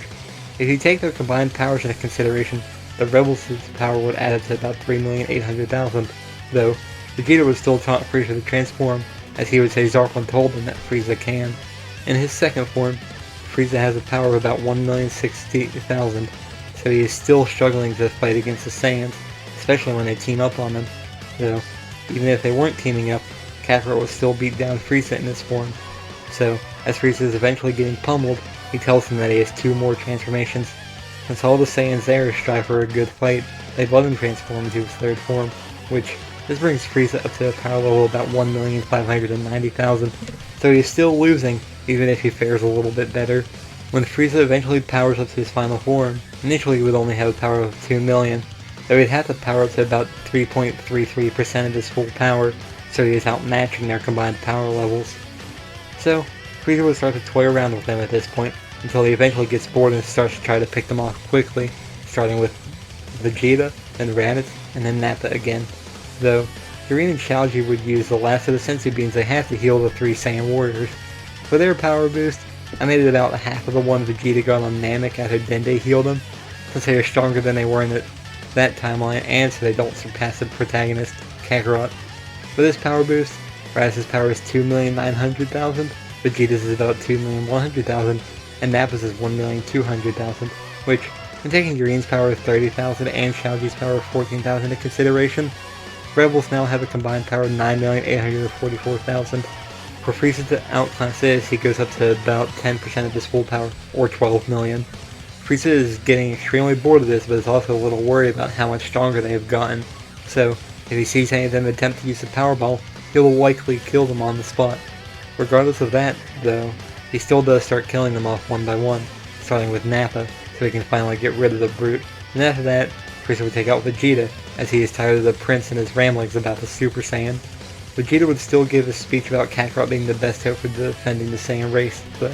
Then lastly, of the original group of Saiyans, he takes out Raditz, which this one would get to Kakarot even more since it's his brother, though this wouldn't push him over the edge of going Super Saiyan, but his boost in power from being enraged catches Frieza off guard at first, though after a while, Frieza powers up and knocks him away. However, that was interesting to Frieza, that when he killed a family member of this Saiyan, he got enraged and stronger, so while Kakarot is down, he decides to pick off either Yurien or Shalji, and chooses to kill Shalji in the same way he killed Krillin, by using a Death Psycho Bomb to cause him to explode. This is what really angers Kakarot, as the ground starts to shake beneath him. All around the Saiyan warrior, lightning starts to strike, just barely missing him. Frieza just watches on while chuckling and talks about killing the girl next. Eventually, the water starts to get more violent on Namek while the ground starts to crumble around his feet. Once his hair starts turning from black to yellow, Frieza does start to get worried about what's happening. Then after the transformation finishes, which means he is now a Super Saiyan, he tells Yurien to get the bodies of the others and get away from there. Also, this puts Kakarot's power level at about 180 million. When she starts to fly away, Frieza goes to kill her, but Kakarot still gets in the way and grabs his arm, though, with Kakarot being much more ruthless than in canon and him having less control of his anger here, he doesn't just let go. When we see him just crush Frieza's hand in the manga, this time he breaks Frieza's arm and just rips it off, like how Frieza ripped Nail's arm off. Though, unlike Nail, Frieza can't just grow it back and would be in extreme agony this time around. This doesn't mean Kakarot is going to ease up on him though. Oh no, he would be delighted in this and would start to wail on Frieza even more, even when Frieza gets to his full power of 120 million, since the gap in power is even wider, it's nowhere close to as close of a fight as it was in the manga. Kakarot is easily dominating in this fight, and he doesn't even give Frieza the chance to use a death ball to try and destroy Namek. As the fight goes on, and with the strain from Frieza's full power, he starts getting weaker and weaker. When Frieza still tries his Death Saucer, even though Kakarot's anger is greater this time around, he is still able to trick Frieza to the point he is sliced by his own attack. Which, since Frieza already lost an arm earlier, and this takes his other arm in his legs, he is completely limbless. Though, once Frieza starts begging Kakarot for help, he doesn't receive the kind of help he wanted. The kind of help Kakarot gives him is ending him once and for all, by blasting him with a Kamehameha, which ends off the Galactic Tyrant forever. From there, Kakarot falls out of his Super Saiyan form, and tries to think about how he will revive the others. There's the Dragon Balls on Namek, but it doesn't have any idea on if the Grand Elder would even let him use them, since he isn't exactly a good person. It's his best chance, however, so it goes to Mori and tries to convince him to use the Dragon Balls to revive his family. The only possible way Kakarot is allowed to use them is if he wishes to revive the other Namekians, which he does agree to, since it's worth getting his son and brother back in exchange for the life of the Namekians. So, Kakarot takes Mori with him to where they bury the Dragon Balls, and they summon Kurunga. Since Kurunga can't revive more than one person at a time, which I found out by trying to wish back all the people killed by Frieza and his men, Kakarot tells Mori he'll wish the Namekians back with the Earth Dragon Balls. In the meantime, he wishes Shalji, Raditz, and Vegeta back with the 3 wishes, and they prepare to leave for Earth. Once they get there, they gather the Earth Dragon Balls and Kakarot keeps his promise to reviving the Namekians, as he wishes for everyone that was killed by Frieza and his men to be revived. This way Nappa is revived as well. They brought Nappa's body with them to Earth, that way he would be revived there. Anyway, now that Frieza is taken down, Vegeta suggests they take over Frieza's empire and become the rulers of the galaxy, which, the other Saiyans would be fine with this, as they would want to fight stronger people, though there are 2 main problems standing in the way of taking over Frieza's empire, which, these 2 problems are King Cold and Cooler, as they aren't going to take the death of Frieza lying down. King Cold would have eventually figured Frieza died on Namek when he no longer heard back from his son. Since they would have heard everything through the Scouters too, it isn't hard to piece together that Frieza was killed by the Saiyans. So, King Cold contacts Cooler, which since Cooler is stronger than Frieza was, he believes Cooler can take on the Saiyans and tells him to go to Earth. King Cold also departs for Earth as well, so he and Cooler will both arrive on the planet around the same time. So, he left for Earth immediately. It takes him almost 2 years to get there, so he arrives on Earth around the same time that Mecha Frieza and King Cold did in the main timeline, which is age 764. In the last 2 years, Kakarot would have been training to be able to transform into Super Saiyan again while also training the other Saiyans to unlock this form as well.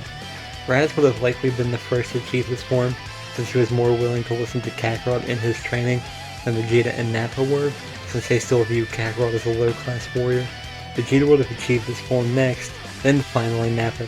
As for Xiaoji, he would be on the verge of getting it, but he hasn't quite been able to reach the form yet.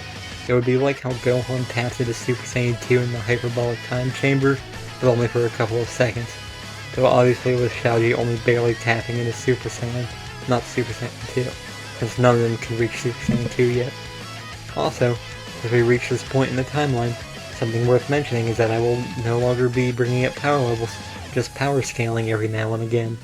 Also, in the last 2 years, everyone in their group would have wished for immortality by using the Namekian and Earth Dragon Balls. They were only able to convince the Namekians to let them use their Dragon Balls again, since they defeated Frieza and promised to protect them again, in case something ever happens to their planet again. Which, I know this sounds like a not evil thing to do, but most characters in Dragon Ball aren't 100% good or evil, sometimes they can be morally grey. Regardless, they would have expected that King Cole and Cooler would have been on their way, so they would have been training intensely for the day they arrive.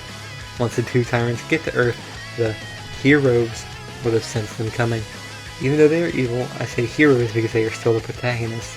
So if you hear me say heroes going forward, that's why, and that's who I'm referring to. Anyway, they fly to where they sense the energy, and they wait for Cold's and Cooler ships to land. Once they do, as usual, King Cold would send out the regular weak level goons first, though Saiyans would easily be able to take out these goons no issue. Even Urine would be able to take them out on their own if it came to it, though, after these goons were swiftly killed, Cooler would send out his armored squadron. From what we have seen of them in the movie, Piccolo was able to take them out easily, and he was weaker than the Saiyans, so, theoretically, they would stand no chance against the Saiyans in their base form and would be swiftly killed. From here, this is where the main fight starts with King Cold and Cooler. We never get confirmation about whether King Cold can or can't transform, but I'm going to go with the theory that he can. Anyway, Cooler steps up first to take on the Saiyans, and Vegeta would step up as well. Kakarot got the privilege of taking down Frieza, so he wouldn't want to give up the opportunity of taking down another one of these tyrants. Assuming things go like the Cooler movie, and Vegeta is in his base form fighting Cooler, who is in his fourth form, he would be losing against Cooler. Goku is only able to match him in his fourth form because of the Kaioken, and none of them have it, so Vegeta has to transform to a Super Saiyan, which, him transforming into a Super Saiyan basically turns the fight completely around, as he would now be pummeling Cooler, though Cooler eventually mentions that he has one more transformation, and since Vegeta is still cocky about being able to defeat Cooler, he would allow him to transform, so Cooler does so, and turns into his fifth form, though, assuming things stay like they did in the movie, Cooler is still outclassed when he is in this form. However, he still does resort to using his supernova to try and kill Vegeta, but he's able to send it back at Cooler with his Gallic gun. This still sends Cooler into the sun where he is seemingly killed, but this time around I'm going to say he's actually killed. Mainly I said this because they would be slightly stronger compared to Goku in that movie, and because I didn't plan to write Meta Cooler into this timeline. Maybe in the future I'll considering running a off timeline where the movies happened, but as of now I have no plans for it. So, with Cooler dead, King Cold would obviously be disappointed in his son, though, unlike what he did with Future Trunks killing Mecha Frieza, he doesn't have anything to blame it on that allowed Vegeta to win, since he didn't use the sword like Future Trunks did. Anyway, at this point, King Cold steps in to face Vegeta, with the Saiyan Prince still being cocky that he can win this. With King Cold being in his second form, Vegeta is still dominating in this fight. After a while pummeling the tyrant, Vegeta would start to goad the king into transforming, as he figures he can as well. This is when King Cold transforms into his third form, but unfortunately for the Monarch, this doesn't help much. It closes the gap in their power a little, but not enough to matter. So, what finally turns the tide in the favor of the Monarch is when he transforms into his fourth form. At this point, Vegeta would be the one getting dominated, though he will still be able to get some small hits in every now and again, so he isn't completely outclassed. As much as the Prince hates it, he needed help, so he allows one of the other Saiyans to step in, which, out of all of the Saiyans, Nappa is the one to step in and help him. He's been beside Vegeta all his life, so he would kind of see it as a duty to still help the Prince out, even now. Once Nappa comes in to help, his base power wouldn't change the tide all that much. It would just be a minor annoyance to the king. That is, up until the point that Nappa transforms into a Super Saiyan as well. With the two Super Saiyans fighting the Monarch, he's basically being cornered. When he focuses on trying to hit one of the two Saiyans, the other one hits the tyrant, so he's basically being pummeled and can't get any hits of his own in. These two would still be cocky, so when Cold says he has one last transformation, they would allow him to turn into it. Cold never expected to be pushed this far, as in his whole lifetime he has never had to transform into his fifth and final form. Regardless, he starts the process of transforming. Then, when he eventually finishes, he's even more massive than his son Cooler was in his fifth form, though, shockingly enough, with his size he wasn't slowed down at all, he actually got faster too. Regardless, both the Saiyan Prince and Nappa don't stand a chance at this point, and Cold is basically mopping the floor with the two Saiyans. Even when Raditz steps in and transforms into a Super Saiyan to fight the Monarch, it doesn't help much. Though it does remind the three Saiyans of old times trying to take planets down together, but the three don't stand much of a chance against him. Even with Raditz's help, they're catching up to the Tyrant and getting some hits in, but not enough to matter. Though, in cases like these, I guess getting some blows in is better than getting none in at all. So, last but not least of the four warriors, Kakarot steps in to help as well. Finally, when he transforms to a Super Saiyan, the dudes start to overwhelm the Tyrant, but only slightly. They are mainly only overwhelming him because he is having difficulty keeping track of the four of them at once. As the fight continues to drag on though, they realize Cold isn't getting tired out or anything. If the fight keeps going on like this, they will be the ones that get tired out against him.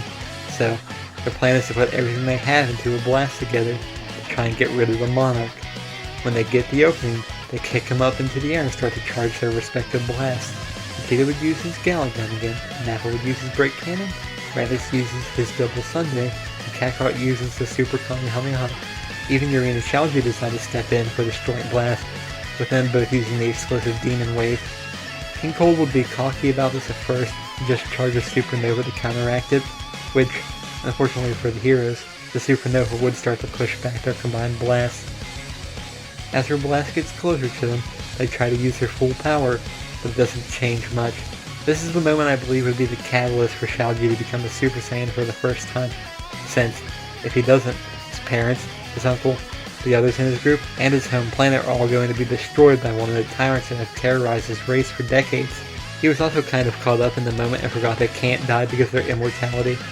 Regardless, this is the turning point for the heroes, as with this extra boost of power, they are able to push back King Cold's Supernova, which, at it being pushed back far enough, it hits the tyrant. The combined power of his own Supernova and the combined blast of the heroes kills the tyrant, thus ending out the Cold family once and for all. While you're probably thinking about if a warrior from the future comes back, I believe one does, but he waited to show themselves until after this fight. The main reason for this is because the future warrior is future Chaoji, so he would know to wait after this fight, since so his past self's transformation to Super Saiyan still happened. The main thing he must warn them about is the android attack, so they can be prepared for it. I'll go into more detail with the future timeline in another part, but the heroes still do die in that timeline because their immortality was wished away, and he was the only survivor of the Saiyans. Also, future Chaoji does give Kakarot the Heart Virus cure, just in case their immortality is wished away somehow.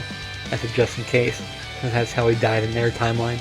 Regardless, he warns them that in 3 years there will be 2 androids that attack, and that all of them, minus Kakarot, were killed by the androids so they need to train to defeat them. After that, future Chaoji says he'll come back in 3 years, and leaves to go back to his time machine. Also, I guess something to mention here is that there would have been no reason to hide his identity, as he was already born.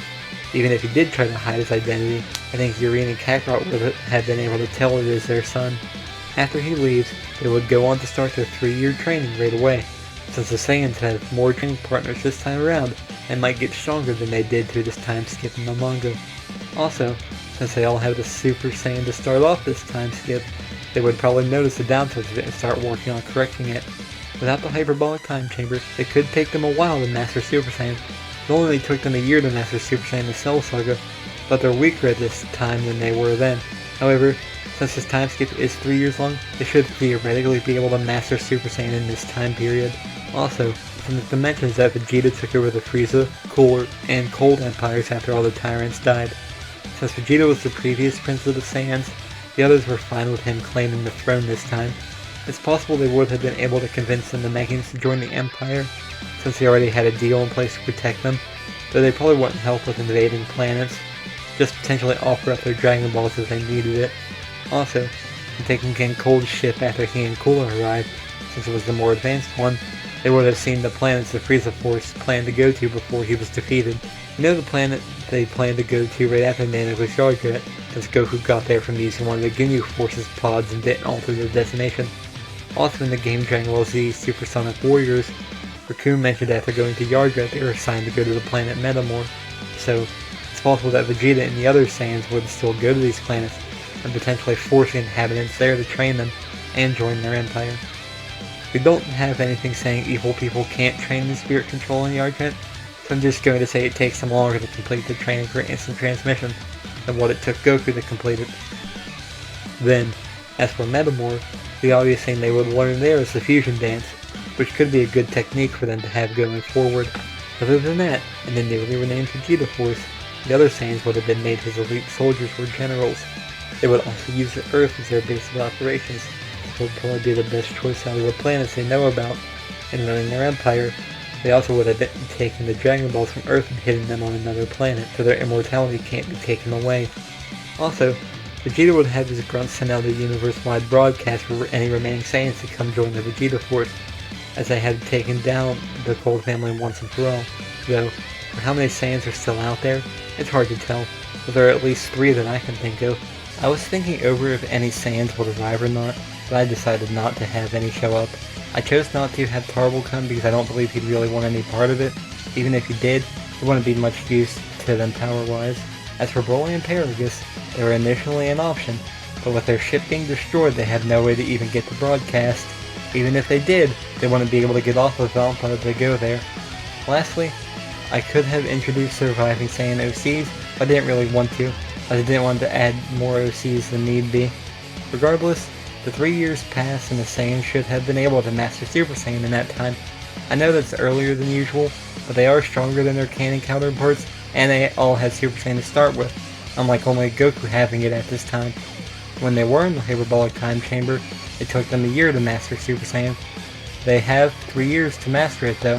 Theoretically that should be enough time for them to do so. After 3 years are over, all the heroes fly to and land on the mountains of Amenbo Island, as they wait for the androids to show up. Since there isn't a ship for them to shoot down, like they did with the Yajirobis, after nothing happens for a bit they start to get impatient. So, they decide to go down to the town and search for the androids themselves. Since nothing has happened yet, everything seems normal as people wouldn't be curious about something like the sky car exploding. Though, Android 19 would still eventually approach a random person and attack him and his friend, while Android 20 is in the middle of the road. He still destroys the car and kills the driver inside that shouted at him. However, there are 2 other androids present with Android 19 and Android 20. One we know is Android 21, but the other would be a shock to Kakarot when he sees them. This android is Bulma, now going as Android 22. I mentioned many parts ago that Bulma may come back, and this is when she does. After Goku took over the Earth, she went to devise a plan to try and take him down. She heard about Dr. Gero from her father, and figured since Goku destroyed the Red Ribbon Army, he might also have a grudge against Goku if he is still alive. So, she went searching for the Doctor, and when she eventually found him, she asked to work alongside him, as she also had a grudge against Goku. Over the years, she helped him improve his androids, so they are even stronger than the ones we have seen in canon. She even helped him finish making Android 21, though obviously she wouldn't have her modified like she does in the game Dragon Ball FighterZ. As for herself, when Dr. Gero turned himself into Android 20, she also agreed to this and was turned into Android 22, which, that brings us up to where we are now, with the 4 androids attacking Amenbo Island together. After attacking some people, they eventually detect the energies of the heroes searching the city and fly out to see who it was. The one they find first is the only full human on the side of the heroes, which is Yurine. They eventually land behind her and Dr. Gero starts to drain her energy like he did to Yamcha, after he stabs her through the chest like he did to Yamcha in the manga, which is when the rest of the heroes sense her ki falling. So, they all take off towards her and arrive just as he drops her. With her having immortality now, after they let her go, her wound would start to heal itself. However, Kakarot still has Shaoji to get her out of the way of the fight that's about to happen. However, unlike in the manga, they don't suggest moving somewhere else as they don't care if any people die in the attack. Also, when Yurine eventually gets back up, she warns them about the androids' ability to absorb energy through their hands. Regardless, Kakarot would also ask about how and why Bulma joined them, to which he would explain what I said above. Also, if he does ask how they know about him and his friends and family, they would explain that they had been watching all of them. However, they still wouldn't know about Super Saiyan, since Gero didn't collect data on the fights after the Saiyan saga. He just collected DNA from new people like King Cold and Cooler. He just didn't have his robots stick around to watch the fight. Kakarot at this point would still be starting to get winded, regardless of being immortal, since he never took the heart virus medicine. His thought process behind this in this timeline was that he was immortal since they hit the Dragon Balls, so they couldn't have taken his immortality away, therefore he couldn't die. While he is correct about not being able to die, that doesn't mean it won't hinder him for a bit until he heals. Once he transforms into a Super Saiyan, Gro is still cocky that Android 19 can defeat Kakarot, so the fight between the two begins. However, the fight basically goes the same, with Kakarot trying to pummel the android, though as the fight drags on, he grows weaker and weaker as the heart virus continues to take effect. Eventually, he tries to use the Kamehameha, but Android 19 still absorbs it. He knew they could absorb energy, but what other choice did he really have in this instance? His regular attacks wouldn't have been doing much to the robotic menace anymore.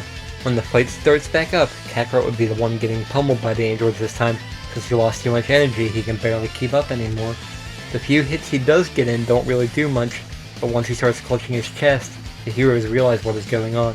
Android 19 doesn't let up just because of this, so he goes back to wailing on Kakarot.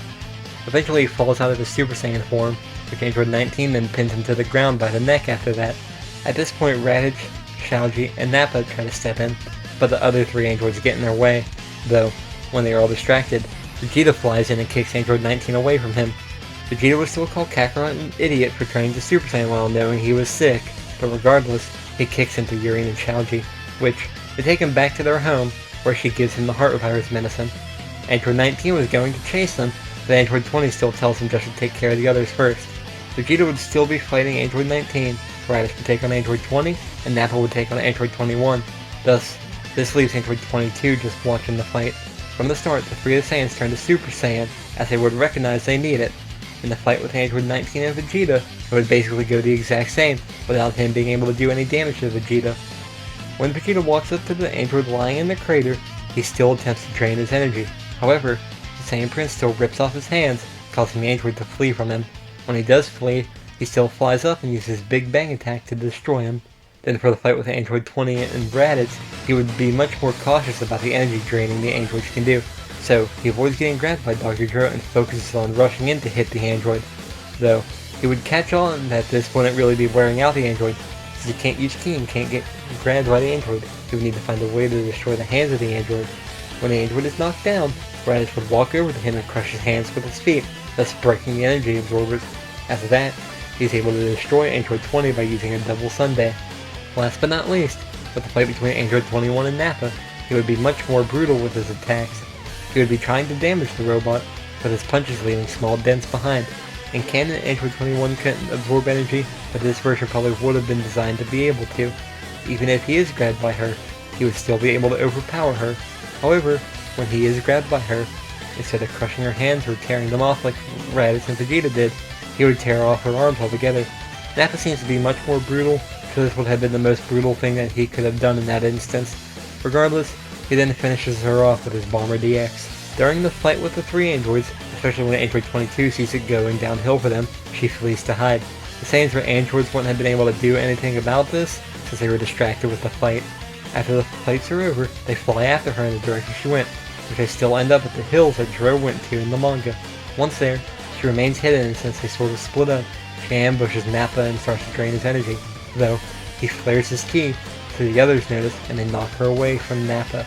Raditz steps up and says he wants to fight her, so the other two let him. In the meantime, Teacher Shalji arrives back on the Menbo Island and sees the heads of Android 19, 20, and 21 lying in the ruins of the city. From there, he searches for the key of the heroes and flies off towards where the fight is going on.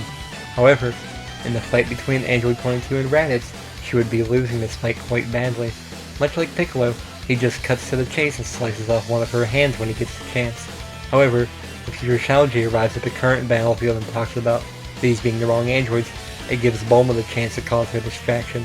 She fires a powerful blast to destroy one of the nearby mountains, sending up dust and debris, which gives her the chance to slip away. As she flees, heroes will be discussing with future Shalji about what the androids from the future look like, so they don't make the same mistake. Afterwards, they all fly off in the direction that Bulma fled in. When they eventually get to the northern mountains, they split up to find her. Raditz spot her going into where the lab is, but she doesn't think much of it since the last time they took data on the Saiyans' power, he was much weaker than the others. So, she does go into the lab while Raditz flares his ki for the others to find him. Once inside, she doesn't awaken androids 17 and 18 first. She goes down to the sub-lab and awakens androids 13, 14, and 15. Afterwards is when she would awaken androids 17 and 18, along with android 16. She wouldn't have had a reason not to awaken android 16 like Dr. Gero did, so she goes ahead and does so. This is when the heroes would blast open the lab and see not 3 androids like they were expecting, but they see 7 androids in front of them. Even though she wasn't going to destroy the androids with the remote, Bulma/slash Android 22 still meets her end at the hands of Android 17 when she tries to order them to attack the heroes.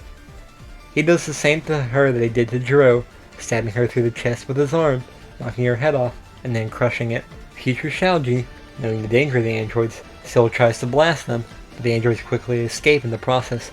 However, the lab is still basically destroyed from his blast. Once the androids are away from the lab, they still try to talk with Android 16, along with 13, 14, and 15, though, as usual, Android 16 doesn't answer until they ask if he was made to kill Kakarot. After talking for a bit, they still fly off and end up landing on the road. When Vegeta goes to go after them, Future Shaoji tries to get in his way, but is knocked aside. All the Saiyans then fly after them and land on the road as well. Vegeta still challenges them to a fight, but Android 16 refuses, so Android 18 steps up to fight him. From the others, Raditz and Nappa also step up to fight, with their opponents being Android 17 for Raditz and Android 13 for Nappa. Shaoji would have come back during this time, and Future Shaoji would have caught up as well. Seeing no chance, they would join in on the fight too, with Android 14 fighting Future Shaoji, and Android 15 fighting the Shaoji from this timeline. So, this just leaves Android 16 on the sidelines as usual, which is what he wanted anyway, since Kakarot isn't at the battlefield. The fight between Android 18 and Vegeta would be the same as usual, with it starting with them going blow for blow. Though they are seemingly matched in power, Android 18 would overpower Vegeta. They would still realize the heroes are stronger than the readings they had, but they're stronger as well because of Bulma improving them. Android 18 tells Vegeta to get serious, and that she wasn't serious either. Though, once they both get serious, Vegeta would start getting pummeled by the android. The fight still ends with Vegeta getting his arm broken by Android 18, with him then falling out of Super Saiyan.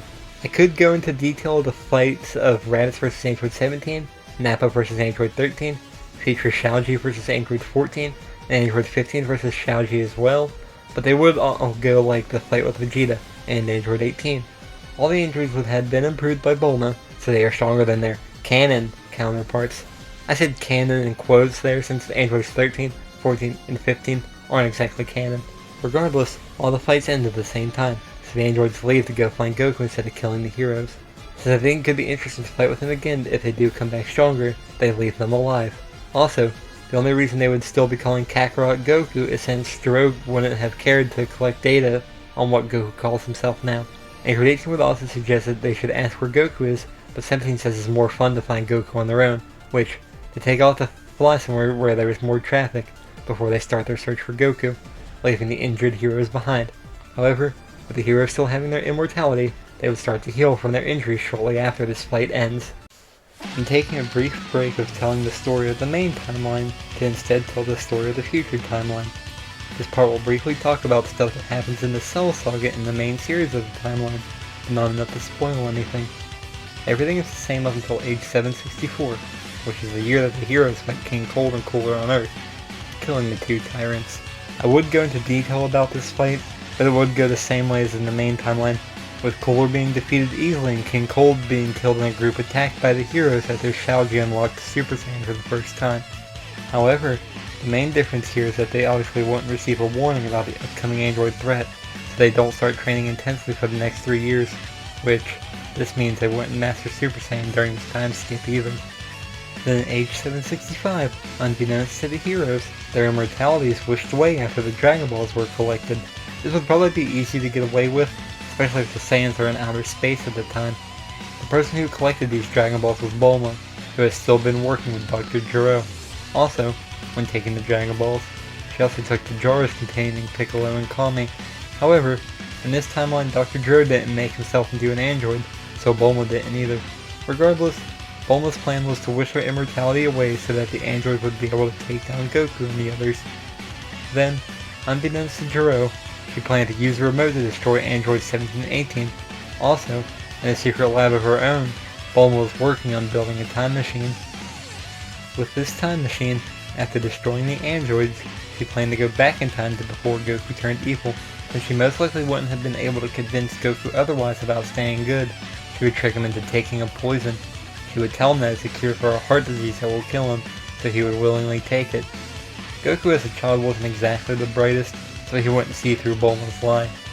Anyway, after Goku dies, she would hope that it would change her timeline, though if it didn't, she would go back and focus on rebuilding her timeline now that the Saiyans are no longer around to ravage her world. Also, after the Saiyans were gone, she would release Kami from his jar so the Earth would have a guardian again, and keep Piccolo in his jar, since Piccolo was still evil at that point. That's just her plan though. Things don't always go smooth sailing as they do on paper. To everyone's shock in age 766, Kakarot fell ill to the heart virus, but the others weren't worried about it. With them thinking they're still immortal, they figured his body would heal itself in a couple days. Though, after a couple days pass and he still hasn't gotten better, they realize something is wrong and try to use some of the technology they received from the Frieza Empire to heal Kakarot. Though, unfortunately for Kakarot, this just prolongs his suffering at best, as it isn't able to cure him. So, the Saiyan warrior eventually succumbs to the heart virus and passes away. They take his body back to Earth shortly afterwards and bury it out behind Grandpa Gohan's at Kakarot's old house. Kakarot's death would be a shock to the heroes, as he was supposed to be immortal. However, he died so something obviously went wrong. Either they lost their immortality, or for some reason it didn't protect against natural causes like the heart virus. So, to make the rest of this timeline go as I have planned, I'll say that they would just think that their immortality didn't protect against natural causes. Regardless, with Kakarot dead now, protecting the Earth falls on the shoulders of the rest of them. As per usual, in age 767, androids 17 and 18 appear on Amenbo Island on May 12th, thus starting their attack. The heroes might fare a little better with them all having Super Saiyan, but it isn't enough to turn the tide of the battle.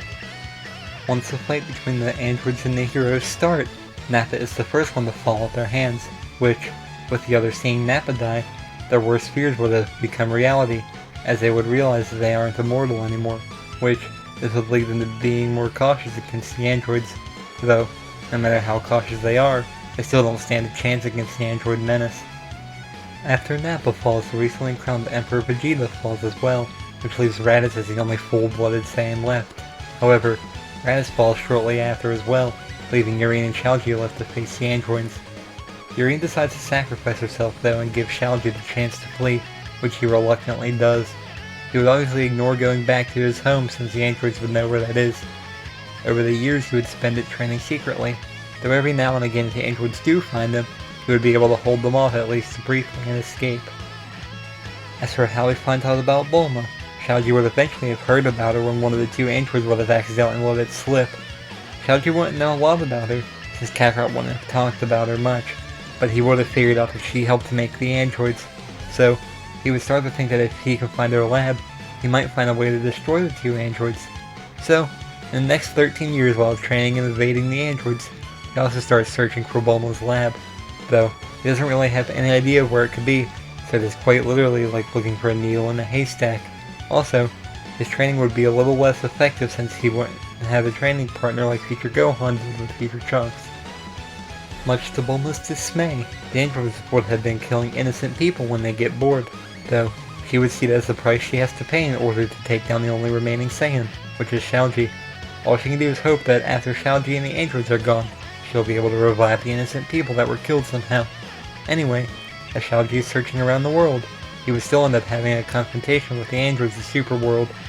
He figured that Bulma's lab wouldn't be there, but it was better safe than sorry for him to check everywhere. Unfortunately for him, the androids start their attack on Superworld shortly after he arrives, and they eventually spot him there. Android 17 would be the one to fight with Xiaoji, though he would still have to transform to Super Saiyan to even stand a little bit of a chance. He is still being beat down badly by Android 17 at first, though eventually he starts to beat down the android instead, so Android 18 comes to her brother's assistance shortly after. Once Android 18 joins in, he wouldn't be able to get any hits in, so he would be getting demolished in this fight. However, once they start to toy around with him, thus them not being as cautious, he would be able to find an opening to skip away from the two like Gohan did in the anime. So they just resort to the strategy of randomly blasting, hoping that they eventually hit him. Unlike with Future Gohan, since there wouldn't be someone else to give the last senzu bean to, he is able to take it himself, which, This leaves him in far better shape than what future Gohan was in the anime. I'm not sure if Shaoji would have lost an arm as well, but he would have obtained some type of injury. I just wasn't sure what to say the injury was, as I didn't want to make him exactly like future Gohan by losing an arm. So, if you have any suggestions as to what his injury could have been, please do comment it below. I like to hear people's thoughts on what they think it should be. Regardless, after this close call, he's much more cautious when it comes to fighting with the androids. He'll try to flee first instead of sticking around to fight with them, so that he doesn't end up being killed as well. A major difference here is with the attack on Pepper Town. He wouldn't go there to face the androids since he became much more cautious. So, he basically survives because he made the decision to not go and face the two androids. Anyway, this game of cat and mouse with him being chased by the androids and narrowly avoiding them goes on until age 784.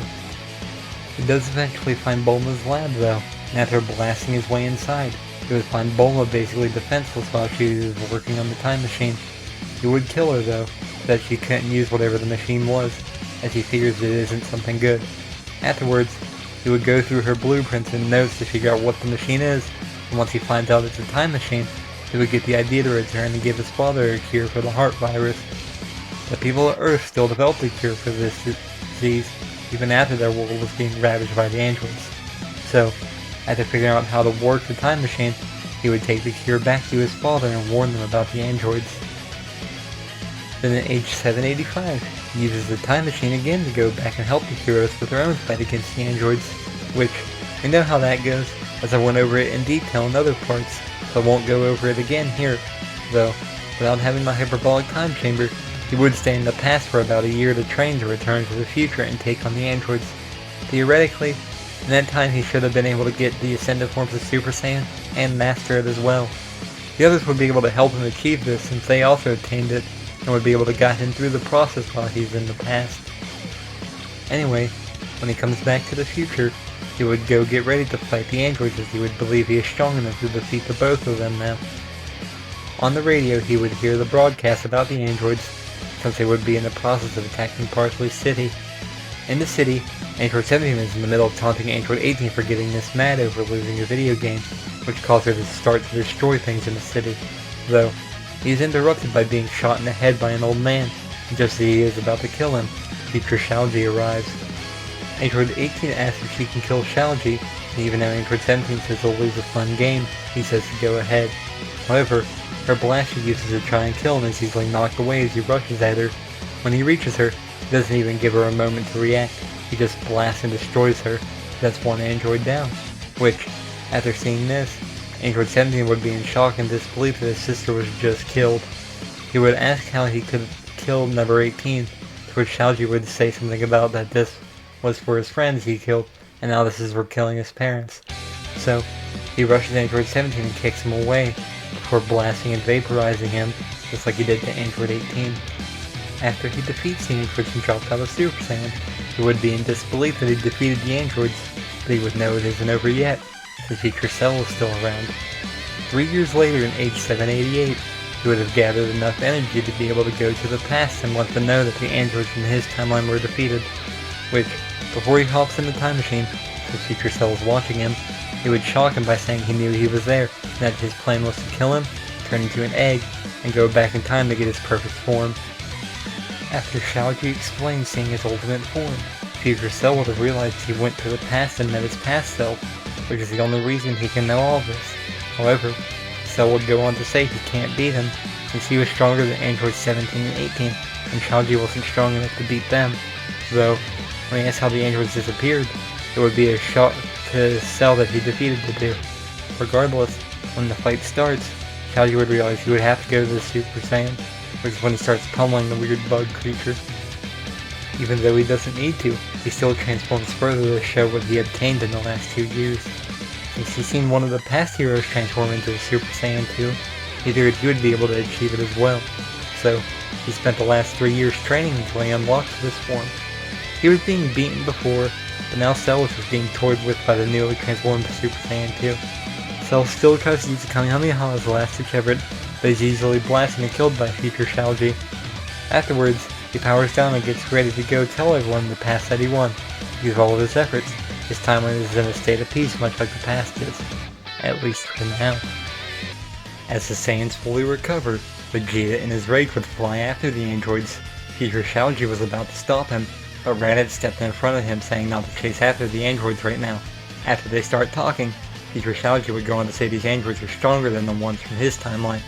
The heroes fly off and discuss how long it will take for the heart virus medicine to work for Kakarot, which Future Shaoji says it can take about 10 days. Back with Yurine, she just now found the heart virus medicine for Kakarot and gives it to him. Back with the androids, they're still flying around looking for a vehicle. They see the van as usual, but now that there are more of them, it would be too small. So instead, they keep searching until they find something bigger, maybe like a semi-truck. For the fun of it, and as a reference to Dragon Ball Z Abridged, since none of the others would know how to drive a truck like this, I'm going to say that Android 13 knows how. After all, he does wear a trucker hat, so might as well be a trucker too. Which, after they take the truck, Android 18 still says she wants to go and get new clothes, so they agree and head off. With the heroes, they decided it would be better to take Kakarot away from his home in King's Castle so the androids can't find him as easily.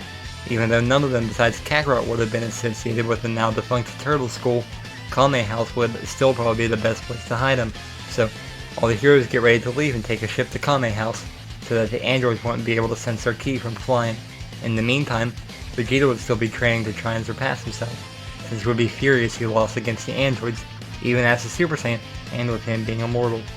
Also, something to mention is that the heroes won't learn of the time machine like Trunks is, as no one would have told Bulma anyway.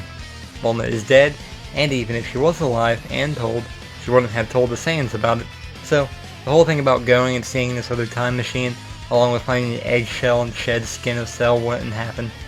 Back with the androids, number 18 steals new clothes as per usual, and when they are chased by the cops, she quickly kills the two police officers.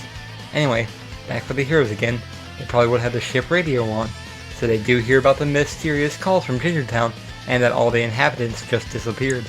The radio would then go on to say that there was clothing littered about, with it being like all the inhabitants just melted.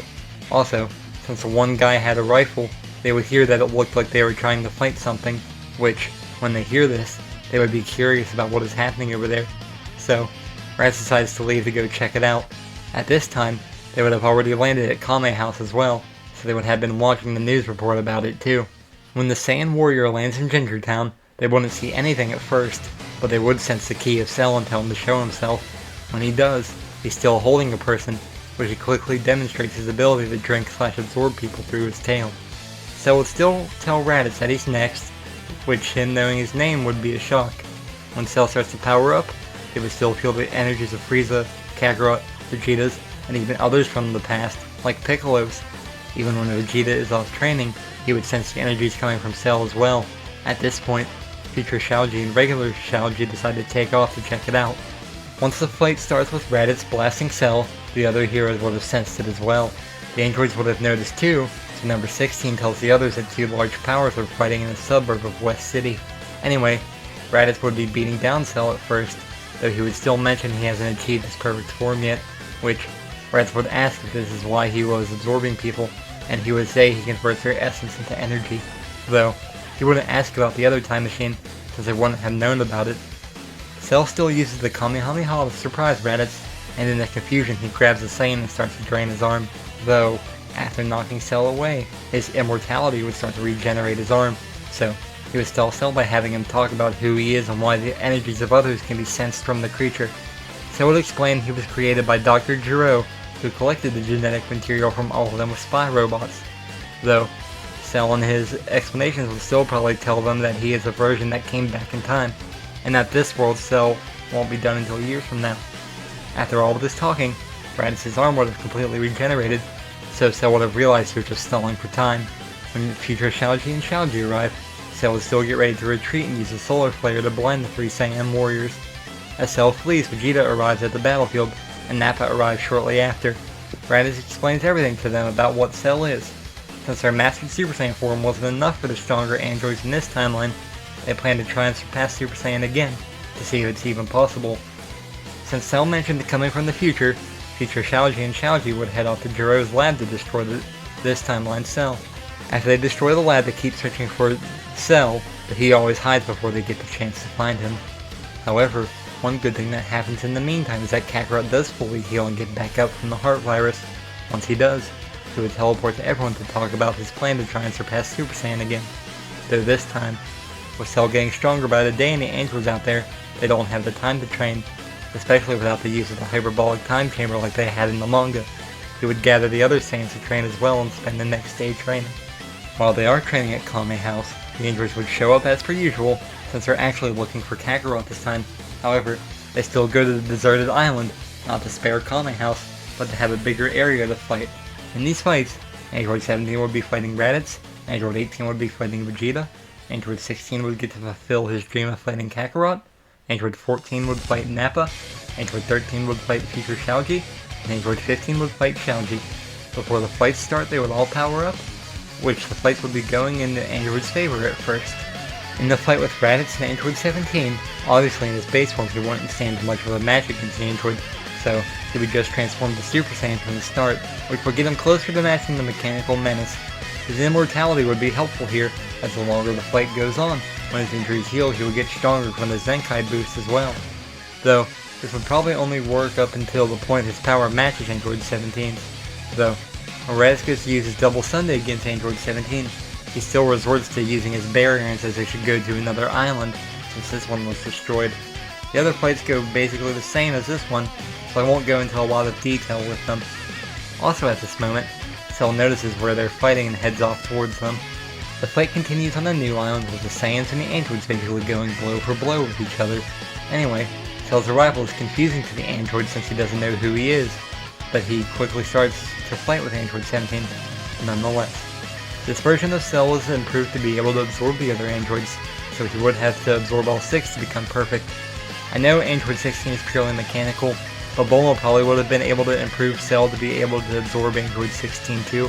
Regardless, in the fight with Cell and Android 17, he wouldn't stand much of a chance against the bug-like creature. Raditz would step back into the fight and attack Cell, but he wouldn't stand much of a chance either. Just like with Piccolo, Cell would be beating him up, then eventually snap his neck and blast him through the chest before throwing him aside into the water. As Cell starts to approach Android 17, number 16 tells him to run and that he will fight Cell. Just as Cell is about to absorb number 17, 16 steps in and knocks Cell away. Their fight goes basically the same with him trying to rip off Cell's tail so he can't absorb any of the androids. After number 16 uses the Hell Splash and Cell doesn't reappear, he would again tell the androids to run, that Cell isn't dead. From there, Cell sneaks up behind number 17 and absorbs him, thus transforming into what would look like a semi-perfect form, though in this timeline he's only 1/6 perfect instead of 1/2 after absorbing Android 17. After he finishes transforming, Android 16 would tell the others to flee, but with Cell's new speed, he easily is able to stop them. So a fight would start out between number 16 and Cell, but instead of him blasting 16 away, he absorbs the android instead, which this would now make Cell 1/3 perfect. Though something to mention here is I don't have art of this form, so I'm still going to use a semi-perfect form until he absorbs more androids. After he transforms from absorbing Android 16, he would still try and use 17's voice to trick Android 18. He still sees through this and threatens to blow herself up. However, Cell believes he's fast enough to reach her before she can charge the energy to do so. Without Tien being around to stop Cell from doing this, he's able to follow through on his plan and absorb number 18. I know he isn't in his perfect form at this point, he's only halfway to perfection, but since he has number 17 and number 18 absorbed, I'm going to switch to use the art of his perfect form. Regardless, this leaves only androids 13, 14, and 15 left to try and take on Cell. The Saiyans would have been watching all of this go down, but they would be interested in seeing what Cell's perfect form will look like, so they let him absorb the androids. When the last 3 try to flee, they get to the island number 18 and number 16 made it to in the manga, but the heroes and Cell would catch up to them. The Saiyans should theoretically be able to restrain them, since they got to the point of matching Android 17 and 18 in power, while these androids were weaker than the twins. So, they help restrain these androids for Cell, which leads to him absorbing number 15 first, then number 14, and finally number 13, thus obtaining his perfect form. Vegeta would still step up to face him first, with him going to his full power from the start, though, unlike the manga in the fight between Vegeta and semi-perfect Cell, he wouldn't be winning the fight against perfect Cell. After getting beat down for a while, Vegeta still resorts to using the new technique he developed, the Final Flash. When it hits Cell, since Vegeta is a mastered Super Saiyan, it would do more damage than what it did in the manga, since at that point Vegeta was only an ascended Super Saiyan. However, it still wouldn't be enough to kill Cell, so he would regenerate from this attack.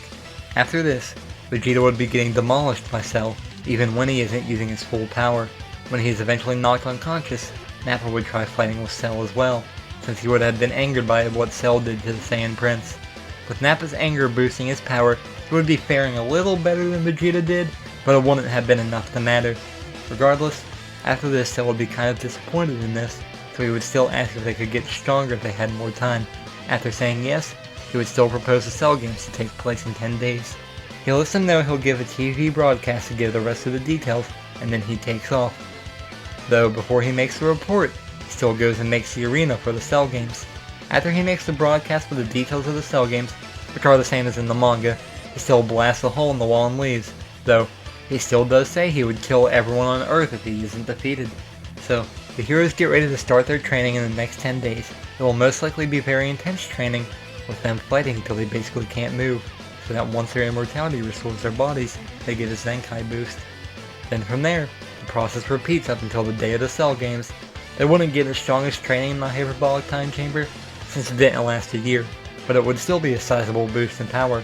Also during this, the heroes still work on trying to surpass the mastered version of Super Saiyan again, but they aren't able to yet.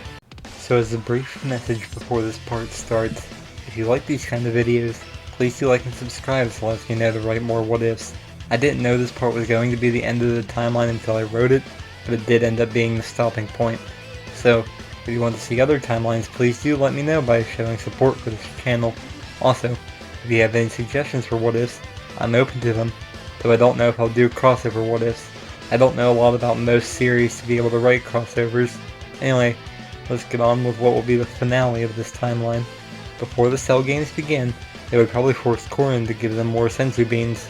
Also, assuming there is some remnant of the Royal Army / King Furry's forces still around for whatever reason, they would try to attack Cell, but would still be killed. Another thing to mention is that Hercule won't show up at the Cell Games, as Kakarot caused the World Martial Arts Tournament to no longer happen until the last one he won. So, there wouldn't have been a championship for Hercule to win. Anyway, when the day of the Cell Games arrives, Vegeta and Nappa are the first ones to arrive, as Vegeta wouldn't wait for the others to go there. After Vegeta and Nappa arrive, Kakarot, Raditz, future Shalji, and Yurine arrive as well. Regardless, since Hercule isn't the world champion, there is nothing to get in the way of Kakarot going first. Once the fight between Kakarot and Cell begins, at first they are going blow for blow with each other. When he still tries to use the Kamehameha, Cell just swats it away in the blink of an eye. After they go blow for a little longer, they land, and Cell says it should be enough of a warm-up exercise. So, Kakarot powers up and Cell does the same, powering up to the point he is matching Kakarot's power. They go blow for a while more until Cell eventually uses the Kamehameha, but Kakarot still uses the instant transmission to get out of the way. After that, Kakarot starts getting beaten down, though as they're in the air, Cell decides to get rid of the falling out of the ring rule.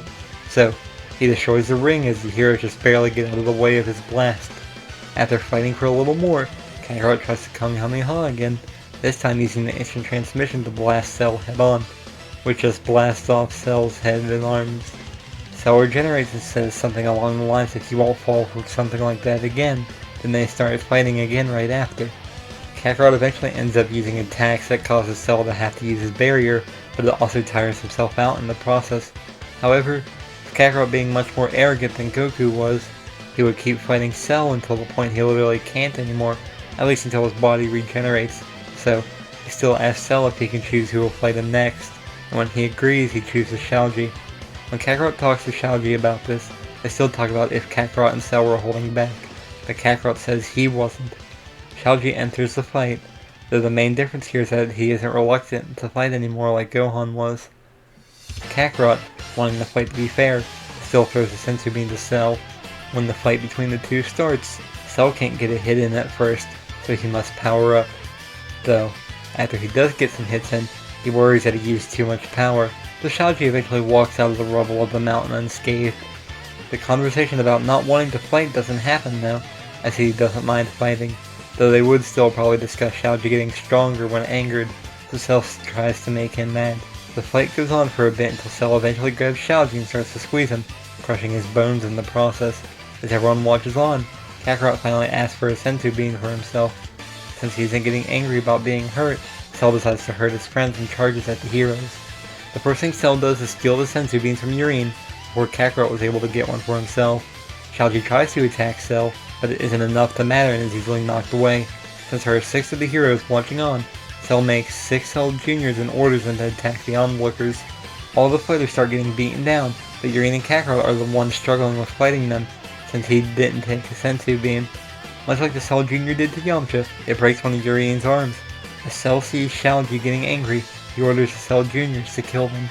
With there not being a distraction from Android 16, since he was absorbed by Cell, they do start to kill the heroes. They seemingly kill Yurine first since she is the weakest, which seeing his own mother die is enough to cause Xiaoji's anger to boil over. She's seemingly dead since it would take time for her immortality to heal the wound she sustained. Regardless, he transforms into a Super Saiyan 2, which is a shock for all of the onlookers, then tells Cell that he will pay. Before attacking Cell, he takes the senzu beans back and effortlessly kills all of the Cell Juniors. While Cell is motionless from the shock of seeing his children die, Xiaoji throws the senzu beans to future Xiaoji, telling him to give them to everyone. The heroes get further away from the fight so they can safely pass out the senzu beans, while Cell powers up to his full power in the meantime. Even at his full power, he's easily getting beaten by the young boy's newfound power. After getting beat down for a while, Cell still tries to use the Kamehameha against Xiaoji, but he's easily able to repel this blast with his own. Regardless, he doesn't finish off Cell right away as he wants to make him suffer. So, when Cell powers up into that buff form of his, Xiaoji still ends up causing him to throw up one of the androids, which since Android 13 was the most recent one he absorbed, he is the one that would be spit out. As Xiaoji starts to approach, he would blast a vaporize Android 13, so Cell can't reabsorb the android. When the young Saiyan approaches Cell, he still resorts to trying to blow himself up. With them being immortal, they might be able to regenerate from the explosion as well. Knowing this, he wouldn't hold back on hitting Cell with the Kamehameha.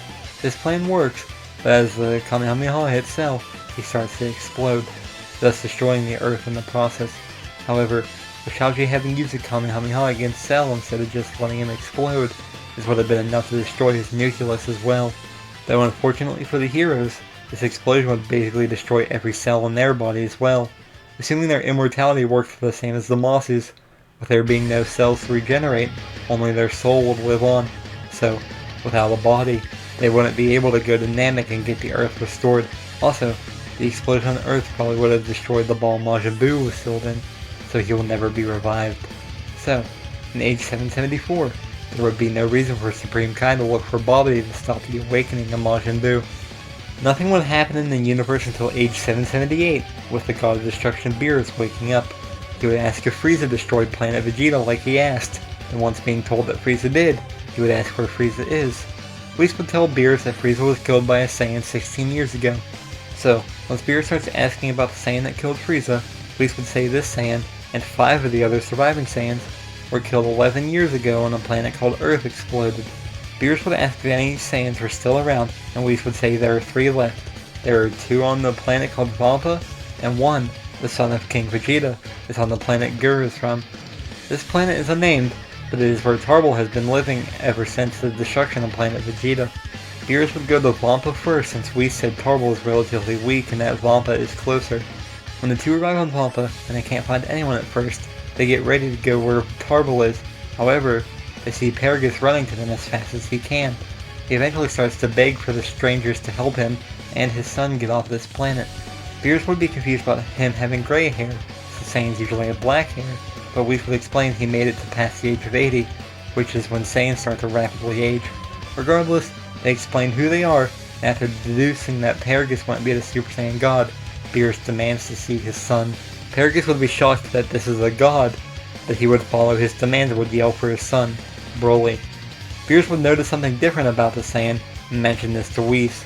Once both are there, they would ask if they knew about the Super Saiyan God. Once they say they don't, Beerus would tell them that if they can entertain him with a good fight, since there doesn't seem to be good food on this planet, he will spare them. So, Paragus tells Broly to fight with everything he has in order to save them, but don't kill the god. Once he attacks, Broly's attacks are wild, so Beerus can dodge his attacks easily, but he realizes his power is far above Frieza's was and anyone else's in this universe. Though Beerus would realize he lacks technique, but Broly would still be learning and adapting as this fight goes on. Beerus would keep raising his power to keep up with Broly, eventually getting to the point he had to start blocking his attacks. When a punch eventually lands on Beerus, it angers the god, and he quickly slams Broly down. As Beerus threatens to destroy the planet and Paragus along with it, Broly's anger starts to grow, as his Akari power shows itself. Beerus would think this was the battle he was looking for, and he starts to get excited, though Paragus shocks him as he thought he was losing control. This sends Broly into his base form as he falls unconscious. This angered Beerus even more, so he went in front of Paragus and erased him. He was going to destroy the planet as well, but he told Whis they were taking Broly with him, since he was the strongest Saiyan left. Beerus tells Whis that he will train Broly in order to become Beerus' rival. From there, they fly off and destroy Wampa, and take Broly with them to Beerus' planet alongside themselves. Beerus will go back to sleep while Whis trains Broly, but this still doesn't end well for the universe in the end. Regardless, many of the sagas wouldn't happen, as the resurrection of Frieza, the fight with Universe 6, and the Goku Black Saga wouldn't be able to happen. Which, without the Universe 6 tournament happening to inspire Xeno or Goku to suggest a tournament between all universes, which gave the lowest mortal level universes a chance to survive. So, 2 years later in age 780, when Xeno decides to destroy the universes with an average mortal level of 7, universes 2, 3, 4, 6, 7, 9, 10, and 11 are all destroyed, while universes 1, 5, 8, and 12 remain. Since they were the only remaining universes, they would be remembered to be universes 1, 2, 3, and 4. Anyway, this is where this timeline would come to an end, as Universe 7 no longer exists. Can't really explore anything about the 4 remaining universes since we basically know nothing about them. It's possible Xeno could create more universes in the future to replace the destroyed ones, but it's also possible he could choose just to leave it as this. It's basically up to your own interpretation on what you think would have happened going forward. Anyway, sorry to have cut this part short, but there was nothing else I could do with this timeline, so I had to end it here.